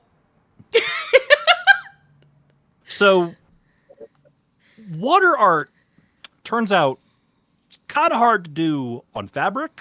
Yeah. So Arya had an idea, but it comes out looking like a Picasso style mishmash of tie dye. It's us. The thought is there, but it's like looking at abstract art. Arya's pointing to quite. blobs and being like, see, this is us. This is Alexander. This one here is Chamali. This burnt part on the edge was actually going to be Kaido, but then it caught fire a little bit. And over here's Tinks. And here's Tinks' little mouse. Glump just looks up at Arya and says, I no get it. It's okay, sweetheart. You do? No, I think I get it. Looks like ass, Mom. You said Mom! Not that he said his first curse word, but it's fine. Watch your language. I'm just saying what Jem posted in chat. I didn't read that. Watch your profanity, sweetheart. You're right. It's your profanity. Watch your profanity. She just kind of rolls it up and puts it away. It's fine. Chamali. Why do I feel like it's gonna be covered in dirt? Molly unfolds his, and it's the Weatherlight in profile with the front changed to like a dragon head. It's made with greens and yellows and reds that are obviously just herbs he had on hand smashed into the fabric for color. Performance. Please make this the best thing. This would be so cool. It is Wow. immaculate. Oh the color blending, God. the color blending, the composition, the detail. Every single nook and cranny of the Weatherlight in profile, every ripple of the wings, every single etch of magic and technology. This is like a photograph of the Weatherlight. With a fucking dragon head. Chamali, this is sure? beautiful. Are you sure you're not an artist instead of a doctor? It's just hand skills, isn't it? Statistically, he had to be good at something, and it wasn't archery. God, you are good at with your hands, aren't you? You fucking. His hands are just stained green and golden red. Arya, keep it into his skin. Arya, keep it in your pants. That's not Arya. Look, this is paying out OC, you fucking nasty, you little nasty. Roll for horny. Hey! Hold on. Oh, she gets advantage? Horny! She don't need horny! So I know what Kaz and Pen are doing after stream today. Hey, yo! No fucking way!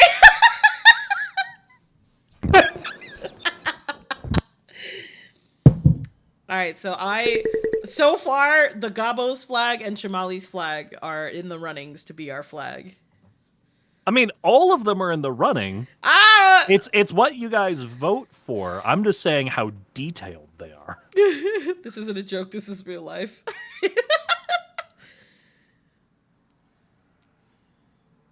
Kaido. Kaido, who seemed uninterested when the things came out, ended up walking away, and then eventually came back somewhat the last bit of time and just dropped a parchment. I guess I'll throw my head in there, whatever. He has a symbol. I'm gonna just drop it. I just thought of a symbol and I found it. It's a D&D text. It's gonna have around it is the moons, and then different symbols of what can represent us. But yeah, it's honestly just that. If I want more detail, if I win, I'll do more detail. But if not, then Roll if me I do performance. if I do a half decent performance, it has to be drawn like it's like weaponry forgery thing. You know what I mean? Yeah. If it's a bad roll, please just make the whole thing green.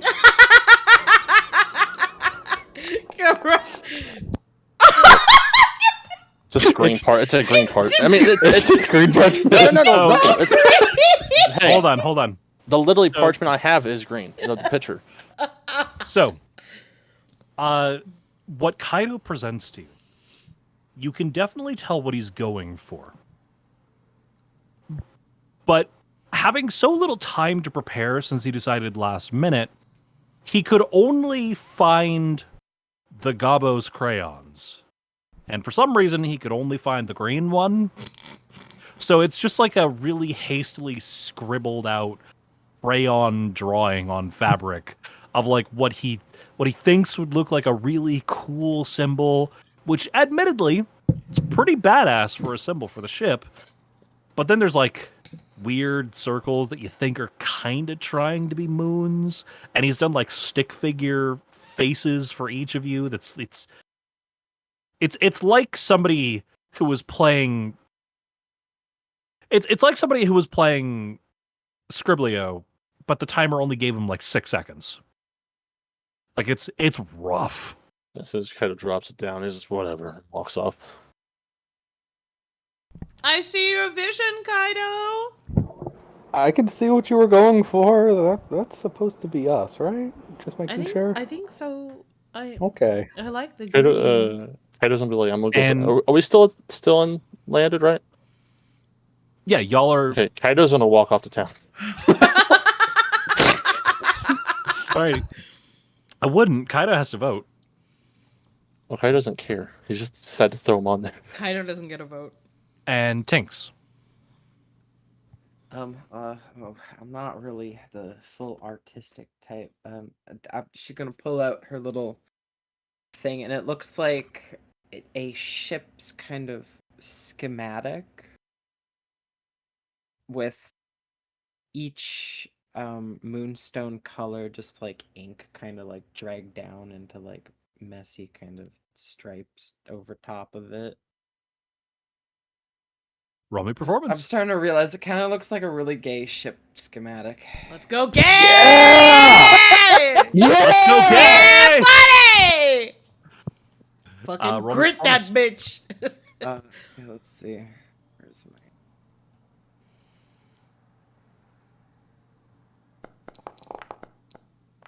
Ooh. So Tinks has meticulously created the side profile of the Weatherlight and colored it in stripes for the rainbow representing each of the moons. She has lovingly presented the Gaitherlight. I love that. We Who also gave we, gay ship a tier 1? we just got let's go, gay ship!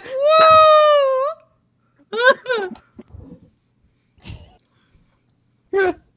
Gem is a Oh. point. Once you get all of the brothers, you'll have a full Skittle squad. Oh, Tinks, this is lovely. I like it. Gay ship, gay ship. Gay ship. Gay ship.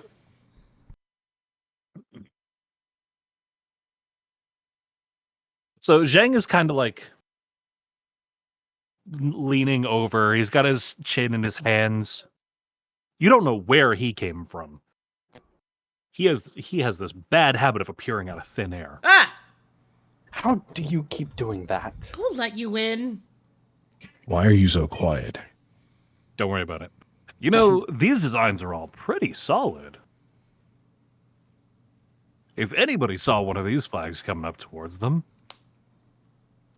it'd definitely get a message across. I guess the question is, which do you guys like?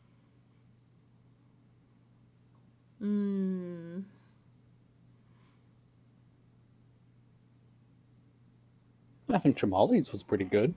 I do also really like tamales. Arya is very just good. Arya's like saying that and stuffing the Gabo's flag in her pocket. She's gonna keep it. Gonna frame it, She's gonna put it on hang the it. desk. She's gonna hang it in her room. She hangs it in her room. Yeah, she's She's gonna put it on the fridge. I'm putting mine on the fridge. Didn't the goblins have a flag? No, I don't think they did. I was going to say I like that one. Oh yeah. Sorry, give me half a second. Certainly gets the message across, is a gay family. Yeah. So Chamali votes for the Gabos. Me and Alexander vote for Chamali's. Kaido doesn't get a vote. Tinks, who are you voting for? Oh, I also think Chamali's is pretty nifty. Why the fuck So- did you just roll? So Zheng wraps his arm around Arya. You know, these flags are all nice. Kind of like flicks his wrist, opening up the Gabo's flag. I do like this. You little. She grabs it from him. You don't get a vote.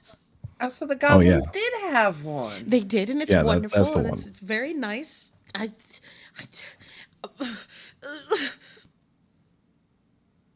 I'm still voting for Chamali. Were you trying to hide it? No, I Do you not want them to have have it as the flag?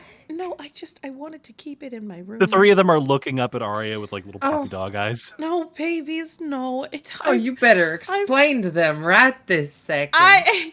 Listen, I love it. I love it so much. I want to keep it for myself. I just wanted to keep it in my room. We can have it They up kinda- if you want, but I wanted to keep it special. They kind of like silently look between the three of them and they all shrug at each other. Yeah, see, they don't. Let her keep it. It's fine. Thank you, Chamali. Well, Zheng reaches down and picks up Chamali's flag. This would certainly get the point across. It gives each of you enough of a profile that it would help make your faces known. And I gotta admit, Dragonhead's a nice touch. Kinda gets the message across that wherever you go, you're gonna light a fire under your own asses. He grins. Yeah, sounds about right. Who knew our own resident hermit was actually a really good artist? I just like the dragon head.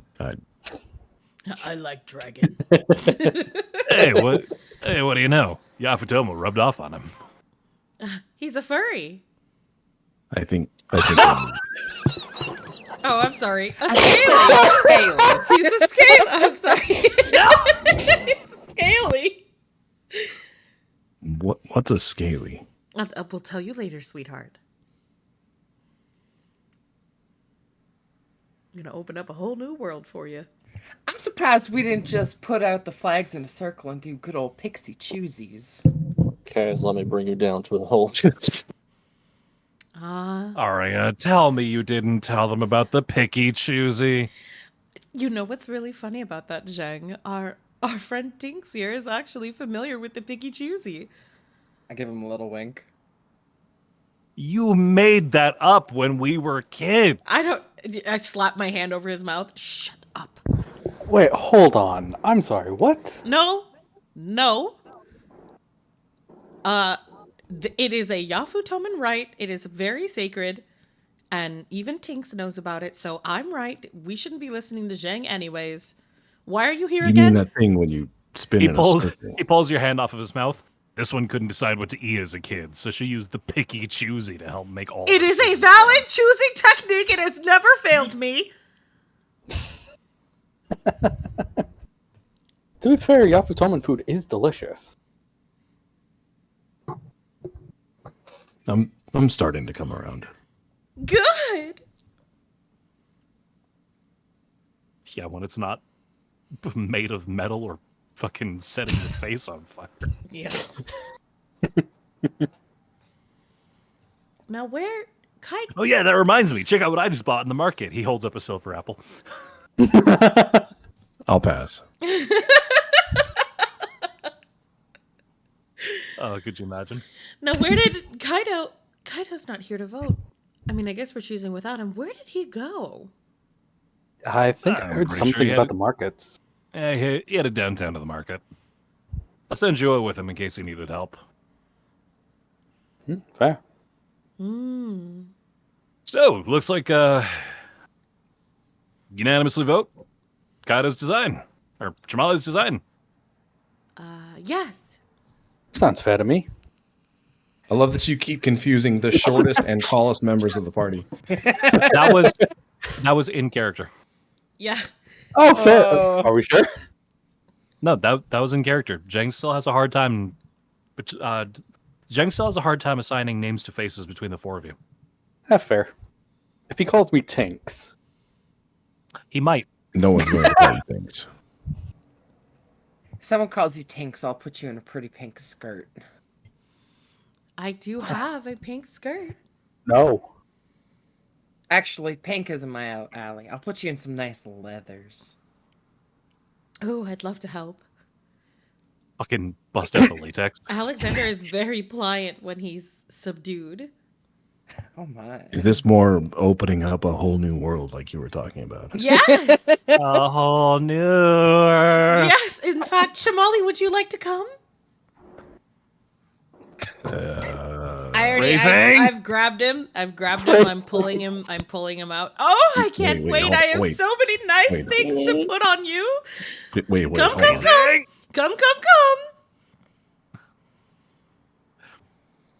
Just imagining him grabbing for like the nearest solid piece of support. Yeah, no, like I'm holding in place. I'm pulling Your him. turn, buddy. With the flag design voted on, Zheng has it sent off so that multiples can be made. Within a couple of days, you'll be able to proudly hang the flag of the Weatherlight across the many ports of the ship.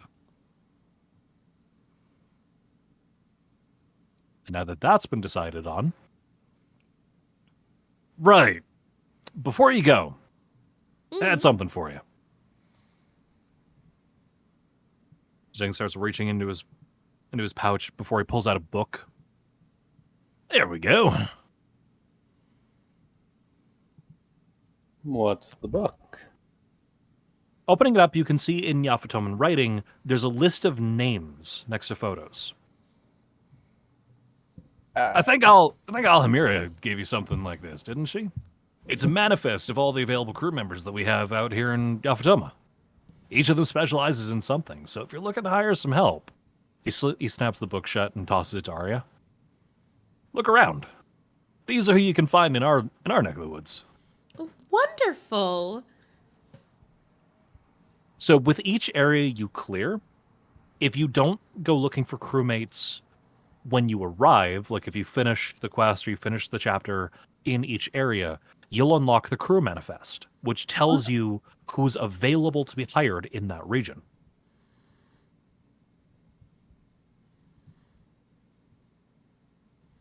So now you have the crew manifolds for Nazir and Yafutoma. Well, let's go get some crew. And one of the names that pop up makes Arya beam out in a brilliant smile. Yep, I'm out. Listed under chef is Granny Juan. Yeah! I'm getting Granny. The ancestor of one Urara and Kilala.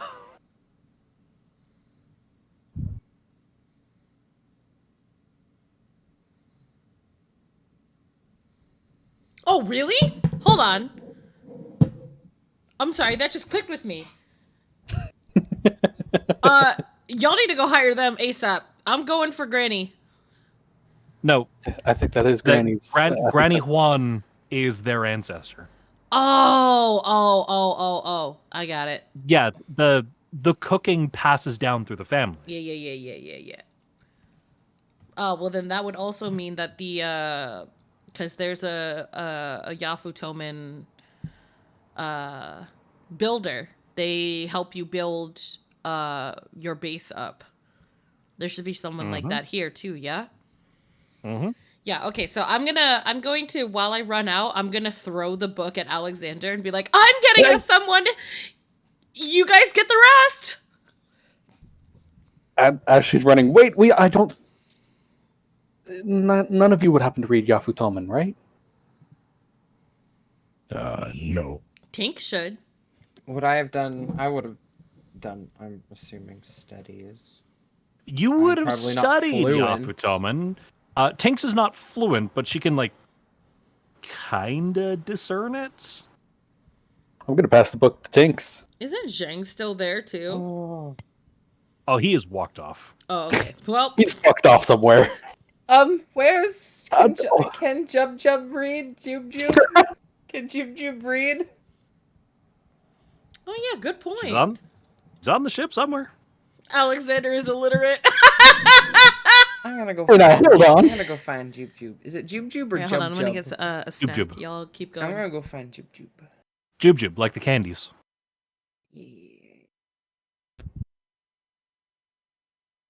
We'll go track her down.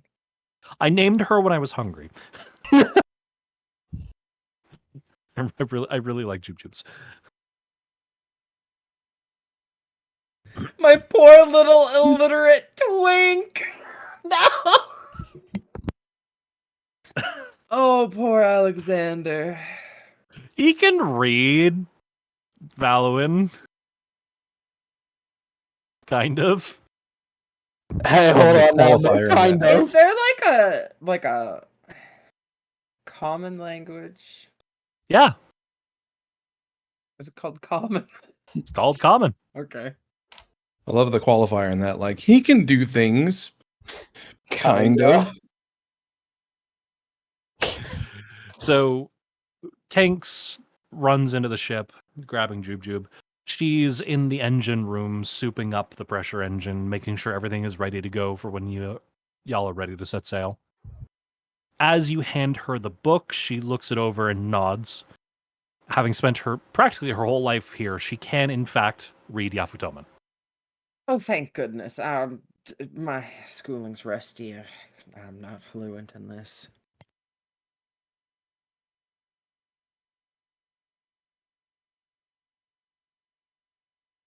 So, taking out a pen and paper, in common, she writes down the names of the 3 Yafutoman crew members that you can hire and where to find them. The first is Granny Juan, who you can hire on the cook as a chef. That you can hire on the ship as a chef. And then there are 2 others. There's San Ho in the R&D department of the Donshu Iron Works. He is a shipbuilder. And then in the marketplace, there's a trader by the name of Osman the First. Holy shit! Oh my god. Osmond? Oh my, what the fuck is that bitch doing here? Osman the First. Ooh. I'll So come. we just I'll split go the bring list? the note to the others. I mean, I don't know what y'all want to do. I don't have visuals prepared for every single crew member yet. I'm working on it. There's just like 40 of them out there, so I'm trying to get looks for each of them. Yeah, so this is, I have the original Osmond. Osman is 1-to-1. Of course. This is Osmond. What a glorious man. I think Osmond is a woman. Osman the First is a man. Ooh. No. Osmond's a woman. I don't know. Nobody can really pinpoint what Osman is. Yeah. Osmond What a is Osmond. glorious person. What a great Osmond is Please tell me person. they're a person. They're definitely an Osman. So Osman the First, who we're just going to refer to as Osman, is a master trader. If you hire them onto the ship, you can situate them at your base and provide them with funds. They will then be able to import goods from around the world. If you give them enough money to build up their shop, they can acquire you just about any item you could possibly need.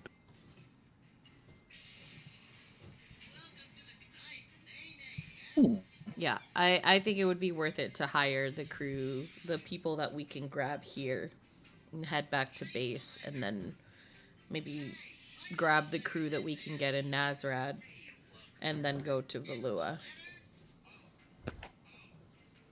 Makes sense.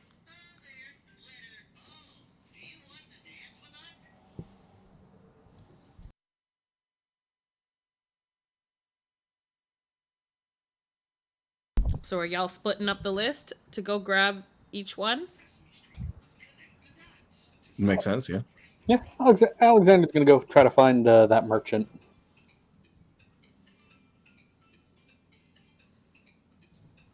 And I So- guess I'm taking the other name.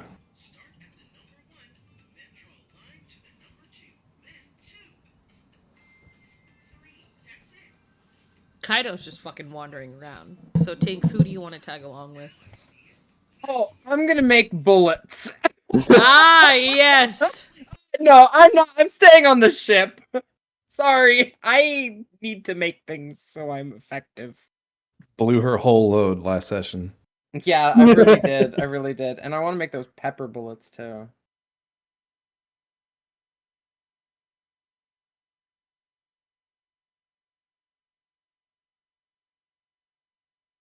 So, first off, we make our way to Arya, who goes sprinting into the marketplace to Granny Juan's. Like, no hesitation. Yeah, I run through her shop and I'm like, Granny! Granny! Hello, dear. How are you? Great! You're hired! You're hired! What? You're hired. Zheng gave us the manifest list and said that you could be hired as a cook, as a chef on our ship. She kind of like grunts as she gets up. I have been looking for an excuse to get out of the house for years. It would be nice to see the skies again. Yes, and it would be wonderful to have you. There's so much I still need to learn from you. She kind of like holds her hands out in front of her and starts doing the granny shuffle, slowly making her way to the door. I will meet you on your ship then. You I sure? hope you have a kitchen. Yeah, we have a wonderful kitchen. Are you sure you don't need any help, or you're She kind of just like waves you off. I will be fine. Are you're moving very slow. Are you sure you got a lot of stuff you're gonna need to take? You're all fine? You're okay? All of my things have been sent to the ship already. Oh. Well, She kind of like looks back and winks. Zhang told me you were coming. Oh, He's a smart boy. he's a dork. He lives to fuck with you. Yes, I know. Watch, it's gonna turn out Granny is like the most notorious pirate from back in the day. She can one hit kill anyone. She's a retired level 20 adventurer. So there is actually information on every member of the crew in the manifest. Oh. Granny Juan was, in fact, a notorious pirate when she was younger. Yeah, the fuck she was. I was joking. Nope, Juan was genuinely a pirate. She was one of the first Yafutoman black pirates back in the day, turned blue rogue after one of them saved her life. She opened a tavern on Sailor's Island, which is still open to this day, run by her daughter.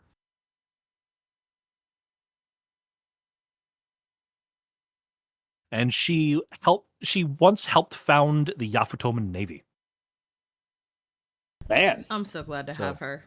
Granny Juan was a badass. She's still a badass. And now she's a wrinkly prune. Who can She's a kill you badass with one wrinkly hit. prune. Yeah, she's badass. So if Granny is heading back, I'm gonna try to go look for Kaido. See what Kaido's doing.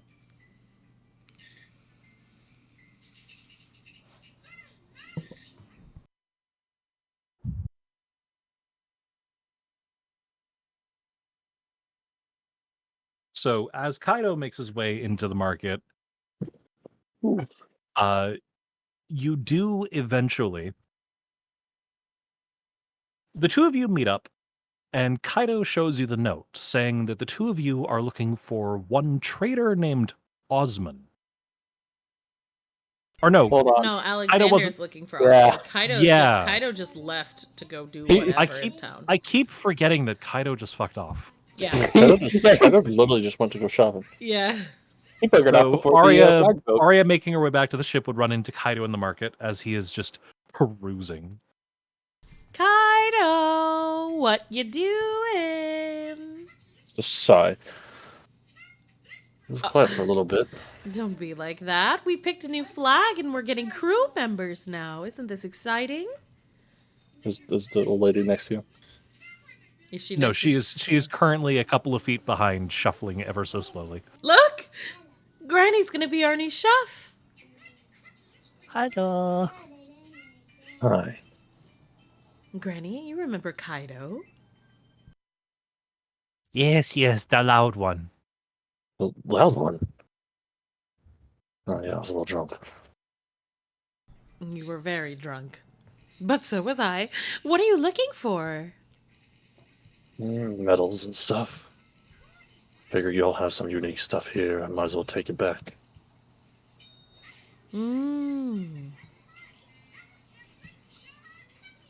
Do I know of like the best shop that he could possibly go to get the things that he wants? It's been years since you've set foot in Yafutoma. The shops you used to know might not even be open anymore. Can we check to see? You can ask go the old ahead and lady. check. What are you looking for, Kaido? The weapon shop, the metal, just metals in general, just I guess forgery. Like a Probably, forge? yeah. I guess that'll be the mixture of the. Oh well, that'd be in the ironworks then, not the I was market. gonna see if somebody's selling whatnot, like the metals and stuff over here, but also little trinkets as well, because why not? But if it's Yeah. all over there, it's gonna probably be over there. Yeah, Kaido, I don't think you're Well, going to find any weaponry here. trinkets you could find in the market for sure.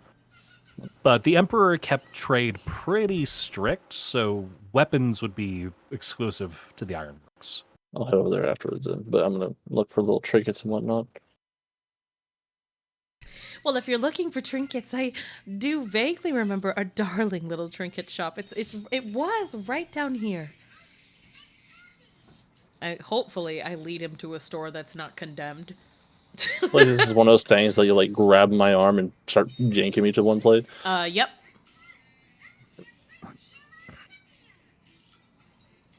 Kaido is at the local Bath and Body Works sniffing candles and soaps and shit. He's like not even trying. You're just stuffing in his face. Does this smell good? Yeah, it smelled the same as the last 5. I want to help. I want to take Kaido to see if we can find the trinket shop that I remember going to. All right. So I'm gonna go ahead and handle the rest of the crew members, and then we'll come back to you. Yep. All right. So, who set off to find Osman? That would be me, the twink. The twink making his way through the market. He was given a map and a name.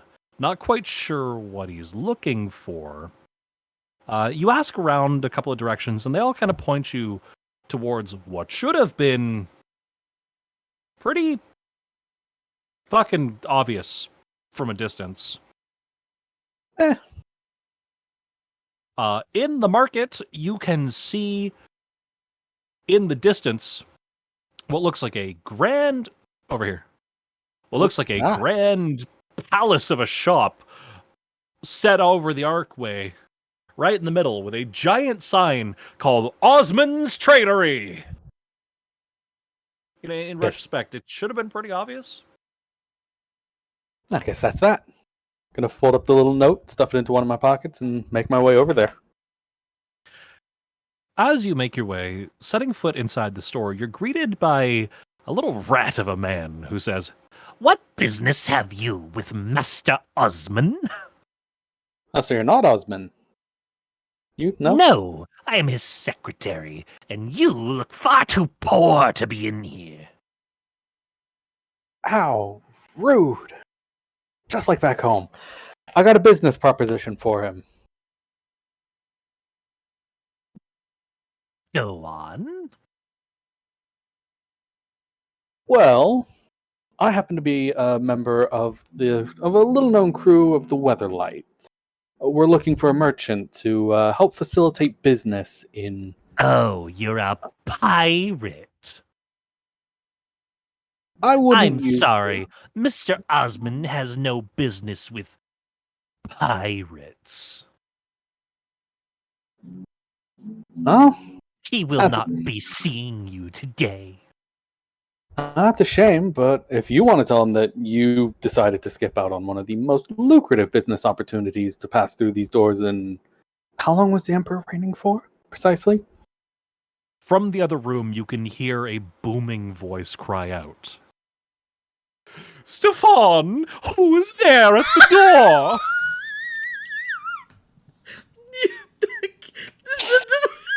Huh? I think your master's calling you, Stefan.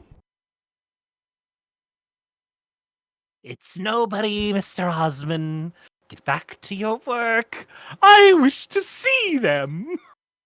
Just gonna reach over and give Stefan like a little pat on the cheek, like, I think I'll go see your boss now. So as you step inside the next room, it is just mountains of money. Chests full of gold and bars.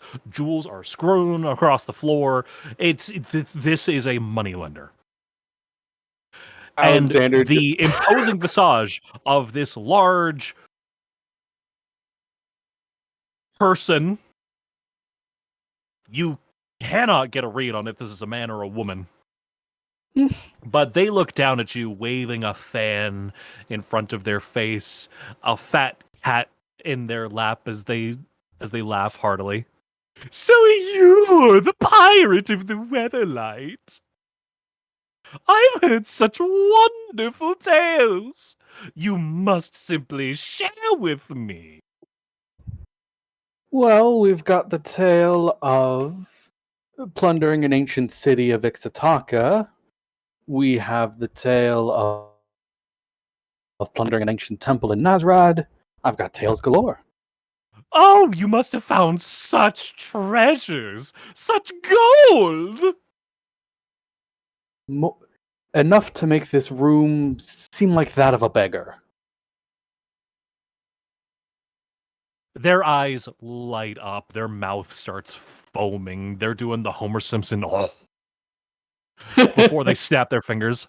Stefan, I am closing the shop. From now on, I will be traveling with this young gentleman.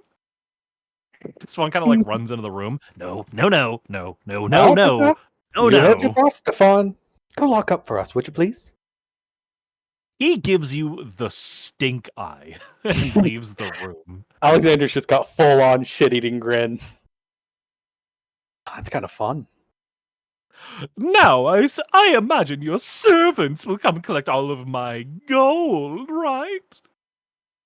There's simply far too much to carry on my own. Unfortunately, due to a bit of a situation, we had to leave our servants elsewhere. But as a bonus for signing on with us immediately, I'll help carry this all to our luxurious ship, the Weatherlight. Personal, no extra charge. Oh, you darling boy! Don't forget to get the rest in the back room too. Then in the back room. With that, Osmond gets up. They are just jiggling as they waddle out of the room, handing you a key to the vault at the back room. Make sure you get it all! As you open the back room, it is a warehouse of gold. Hundreds of chests, dozens of safes, a massive pile of gold bars. Oh, I'm going to be here forever. Osmond pokes his head back into the room. Oh, and darling, if you take any of this, I'll have you thrown overboard. See you at the ship. Wouldn't dream of it. I hate his voice.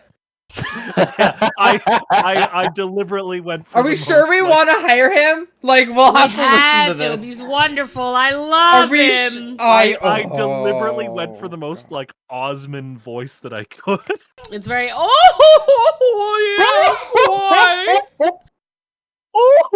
Oh, I'm rich and white. Alexander is internally trying to not vomit, but is gonna start moving chests of gold. Well, I know what I need to buy. So Alexander's going to be at this for the next 12 hours. And while you can see him ferrying gold across the marketplace bit by bit by bit by bit for the next day, we're going to make our way to the final crew member. Who was hunting down Sanho? Me. So, Shamali, you make your way down to the docks. In the village area of the docks, you kind of ask around. You have the photo of him, and everybody directs you. In the photo is an older-looking Yafutoman man. But everybody who you ask pays respects when you're asking for him. And by the time you reach a house that's being built, you expect to see the elderly man, but there's a child up on the roof currently hammering boards into the construction.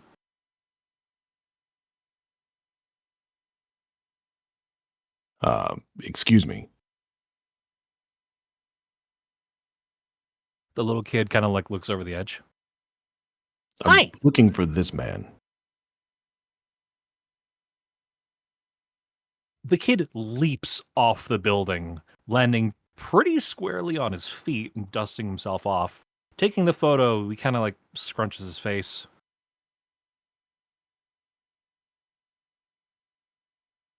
Why do you have a picture of my dad? I'm part of a ship's crew. We were looking to hire him. I have some bad news for you.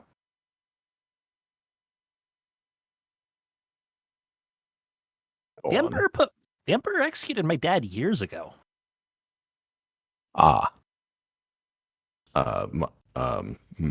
My condolences. No worries. My name is Sanho. He claps his chest. Son of Sanjo. I'm a carpenter, just like he was. It's good to meet you. Shmali reaches his hand out to shake. The kid shakes your hand, and he has a surprising grip.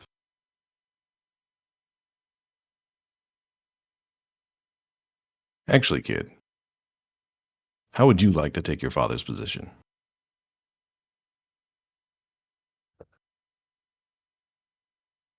Kind of like looking over, he sees the note that you have in your hand. Well, I mean, I am Sanho. Pretty sure you were sent here to find me. New baby. Maybe I was. You're bringing me a new baby. Would you like to travel the world with us? See new sights? I would love to. I've always wanted to learn how other cultures build. Architecture is such a wonderful thing, and if I can learn new techniques, I can build better homes. I think you'll fit right in, kid. Absolutely. I'm not Grab really your much things. of a shipbuilder, but if you have a home base or an island, provide me the materials. I'm a master builder. I can have a base built for you anytime you want. Kid kind of like wipes his nose. He got a shit-eating grin on his face. You look like you do good work. We could use you. Good work. Walking past you, he claps you on the back. Again, surprising strength out of this tiny little kid. Buddy, I do great work. Now, where's your ship? Welcome aboard. I'll lead you to it.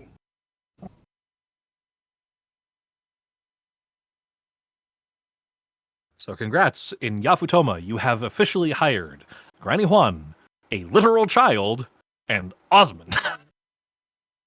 And capitalism embodied. The rich white 1%. We've already got 3 children-sized crew members. What's one more? I mean, 3 of them are children sized. One of them's a literal child. I'm sorry, Kaido. 4 children-sized crew members. I was waiting for it. Ouch.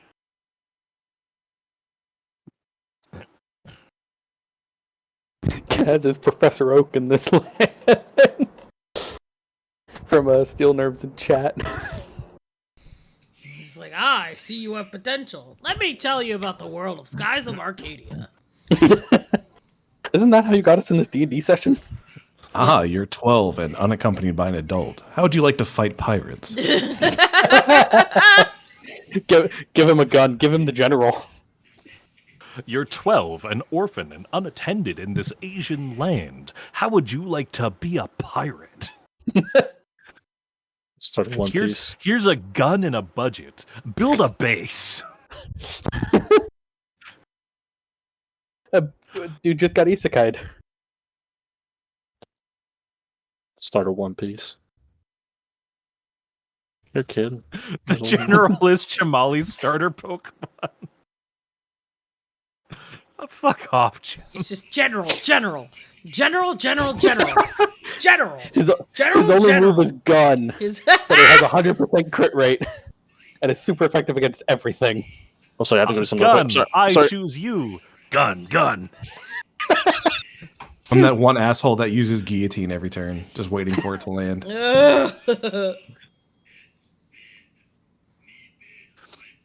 Out of context here. You know what's wild? The most recent Pokemon generation, because of a bug that was causing No Guard to like work on everything, Guillotine and Fissure were competitively viable for a while. Oh, There I were remember people hearing about actually this. running Guillotine and Fissure in Pokemon battles because it had a 100% hit rate.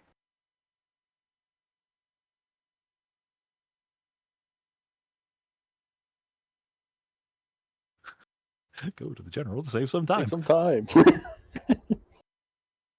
Alrighty. So, as each of you makes your way back to the ship, introducing your new crew members, Osman very quickly makes himself situated on the ship, having picked an entire room to himself. Just go with it. Just go with it. Ah, man, this man has too much gold. We're gonna run back for another chest full. During the 87th load, Alexander's just dragging the chests at this point. Who even needs this much money? I do! I know! As we make our way back to Arya and Kaido. Luckily for you, the New Moon Trinket Shop is still functioning.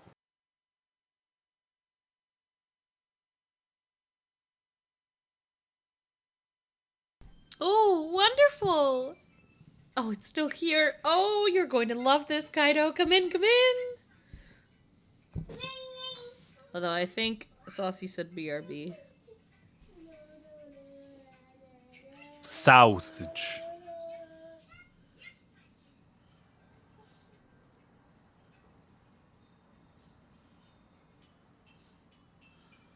Sausage.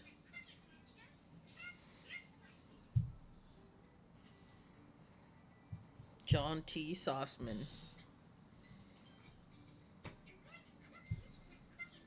It sounds like he did BRB. Yeah.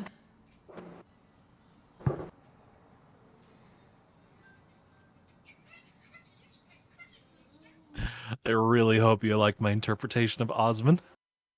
I Yes. very much. It's very enjoyed it. good.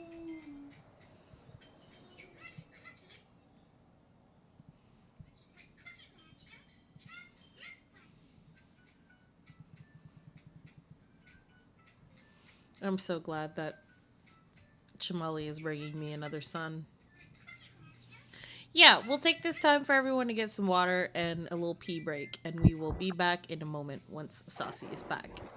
So Nice, BRB, everybody. I'm back. It Oh, works too, because Oh, he he's just came back. Do your break. Do your break. Okay, we're gonna do a break. we can do the break. It works though, because we don't actually have too much left to do today. Exactly. All right, BRB.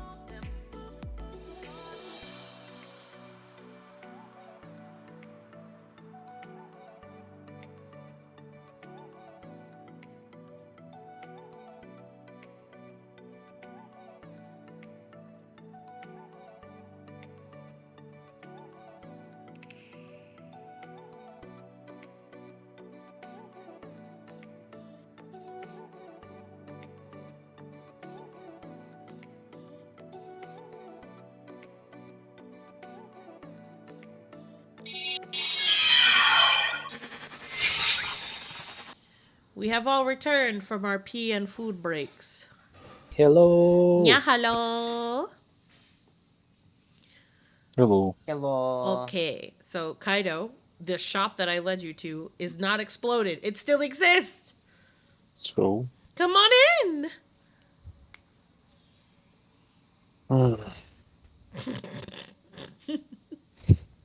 He sounds so unenthusiastic. No, he thought he was on a good day by himself a little bit, just running around, but Sorry, we're a family. Hee hee hee. Hoo hoo hoo. looking around, he looks for different, like, I guess,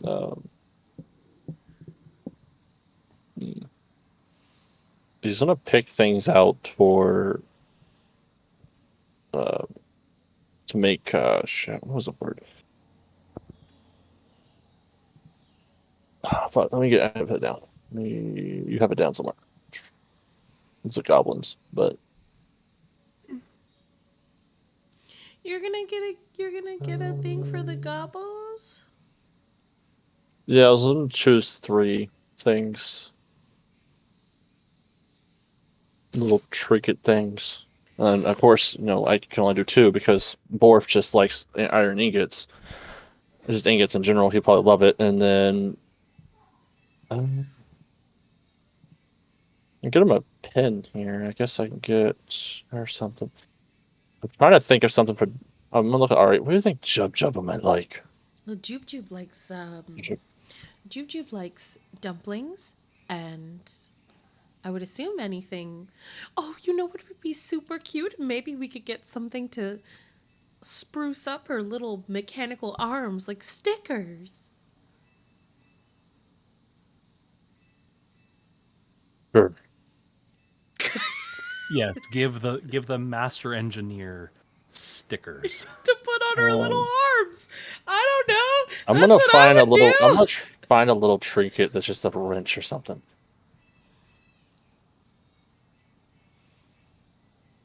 Like it's a shape. Like is this the shape of a wrench, or it's like a little metal little wrench thing? It's just something like like a tinkery. keychain. Yeah. So there is a little Oh yeah, I'm feeling it too. Woo. there is a little necklace with a small silver wrench dangling on it.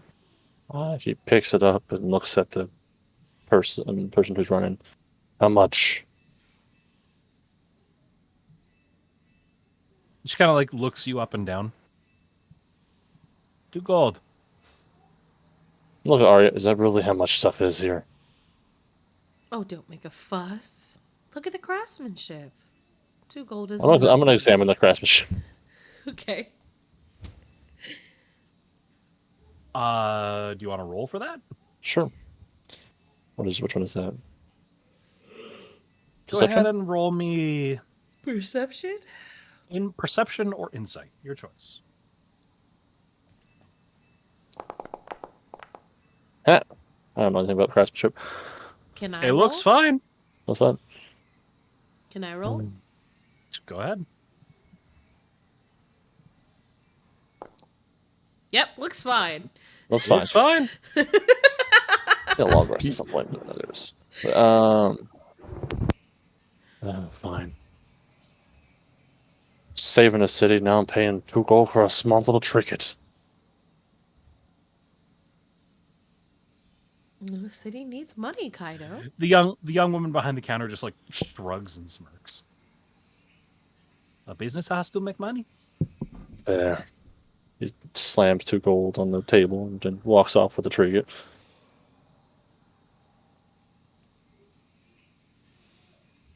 Thank you. Have a nice day. She sits there like flicking the coins around. So where to next? I wanna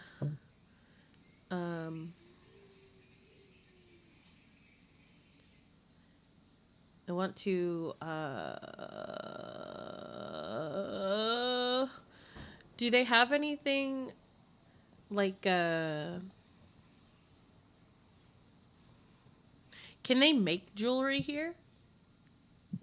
If you provide the materials and put in a custom order, they can make anything you want. Does it take long?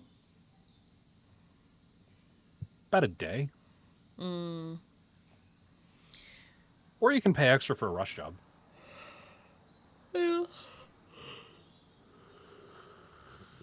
Yeah. Now, the idea I had in my head, it's fine. I'm gonna head back to the ship. I am getting tired. Alrighty. Do you want to make your way to the Ironworks, Kaido, or do you want to call it for today? I'm gonna call it for today. I just need to get me or me. We can just talk later, one of the two.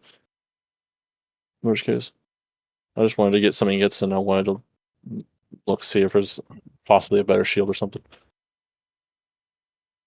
Well, with the Emperor down, the Ironworks is going to be in chaos for a couple of days, so I don't probably think not. you'd be able to get too much. Then I'll probably grab some ingots about that. All right. There's something special in the place, and then probably a if I can pick up a pen somewhere, just more fancier for this place. So as you head into the Ironworks, yeah, it's chaos. A lot of the POWs are being freed and moved into groups so that they can be relocated. A lot of the shops have been shut down.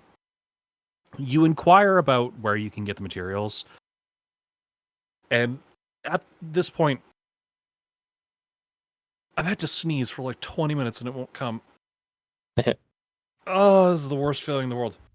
We tried staring into a light. That works. Works for me. When you feel like you have to sneeze, stare into a light. Excuse me.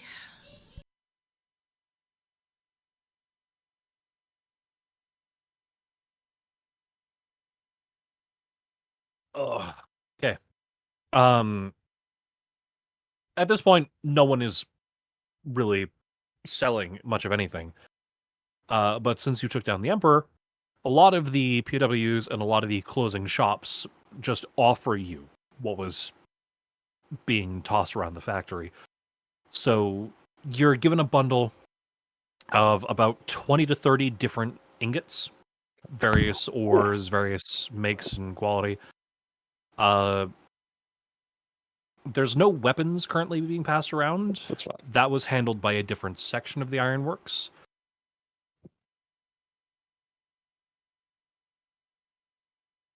You do score a nice pen, though. Nice. Thank you. And they just thanks and then walk back to the ship. Just imagine lugging a whole bunch of iron ingots and stuff. Iron, steel, copper. Clunk. Can I say I've got? Can I just say I got a wheelbarrow in the back? No, they threw it in a bag. Oh, okay. I kind of like the idea of him being like a little dwarven Santa. Little fucking deli bird. Kid running up. What do you have in the bag, mister? Iron. Metal. All right. So I will handle introductions for the rest of the crew. We'll do the gifts, and we'll head back to Milfort next week. Yeah. Fair. For right now, though, today marks the end of Session 6. Woo! You have freed the people of Yafutoma, taking down the Emperor. You managed to pacify. You helped save the rebellion. You pacified Blueheim. You made an ally in Zheng in the Revolutionary Army. I'd say today went well. Today was very good. Yeah. It was a hell of a day. As we're ending today, standard end of stream procedure. Comments, questions, concerns. No. No, Real good. We can do that. If we do have any, we can do it off stream. All right. Did everyone? There are a couple of important things to note before we end today. Mm-hmm. Yes. For defeating the Emperor and Blueheim, the party as a whole is now level 10. Ooh.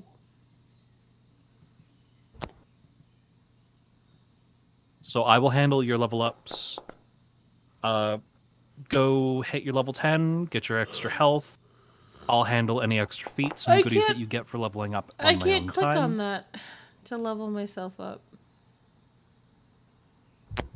No, you go to features and under class levels, the drop down bar. You put that to level 10. Oh, got you.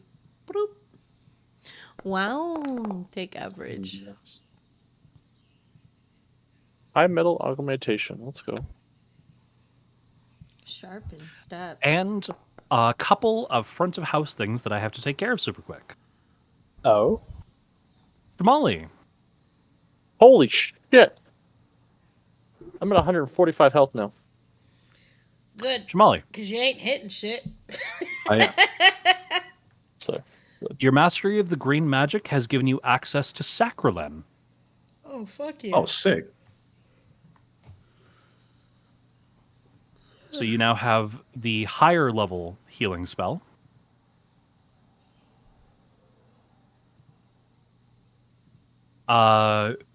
Chamali, Tank, Arya, and Alexander. Yes. Each of your prestiges has gone up 1 rank. Woo! Woohoo! Ooh. mine's gonna take a bit, ain't it? You are 1 smack away from leveling up your prestige. Of course. Actually, no. No, the whole party got 1. Because I also count you blocking hits since you're using the shield. No, because many you're using the shields is cloak, aren't you? Basically, I'm just taking hits for it. Anything I take a hit, it goes up, I guess, or take a pass. Yeah, then the cloak of the bear would have gone up. I don't know why. I had it writing down here that you were using the shield. No. Yeah, so everybody got a prestige level today. So next to your prestige item in your inventory, just edit the item and say prestige 1. I'm guessing With they'll change. each of your prestiges, those of you who have a weapon prestiged, your weapon now counts as magical damage for the sake Woohoo. of striking enemies. For those of you with clothing or so Kaido, your armor class is going to go up by 1. It'll be a +3 instead of +2. Yes. Is it magical in addition to whatever the normal damage Magic type in is? addition to all of its other types. Bless. +3. And Arya, Hmm? the ribbon has gained the ability to deflect projectiles. Nice. So while it's attached to your weapon, you can use an action to spin the weapon, causing the ribbon to deflect arrows and projectiles. Nice.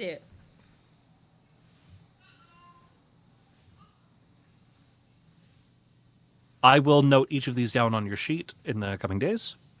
Thank you. What do my goggles do? While wearing the goggles, if you're aiming down sight, so long as you are within the minimum range of your gun, which is the 40 feet, you always attack at advantage. Ooh. Oh, that's so good. Yeah, so as long as you are within the minimum range of your attack, the goggles allow you to pinpoint weaknesses on enemies. If you are not within the minimum, you can still pinpoint enemy weaknesses, but you don't attack at advantage. What does minimum mean? So Where on your what's sheet, on the gun, you'll see how it says range 40-80. Yeah. So if you're within 40 feet, that's minimum Okay. distance. Okay, fantastic. How do I up the AC on it? Oh, I'll do that now. Okay. Yeah, it's under your effects.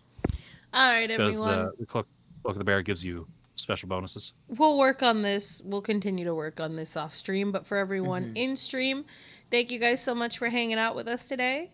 As always. There was one final thing. Mm-hmm.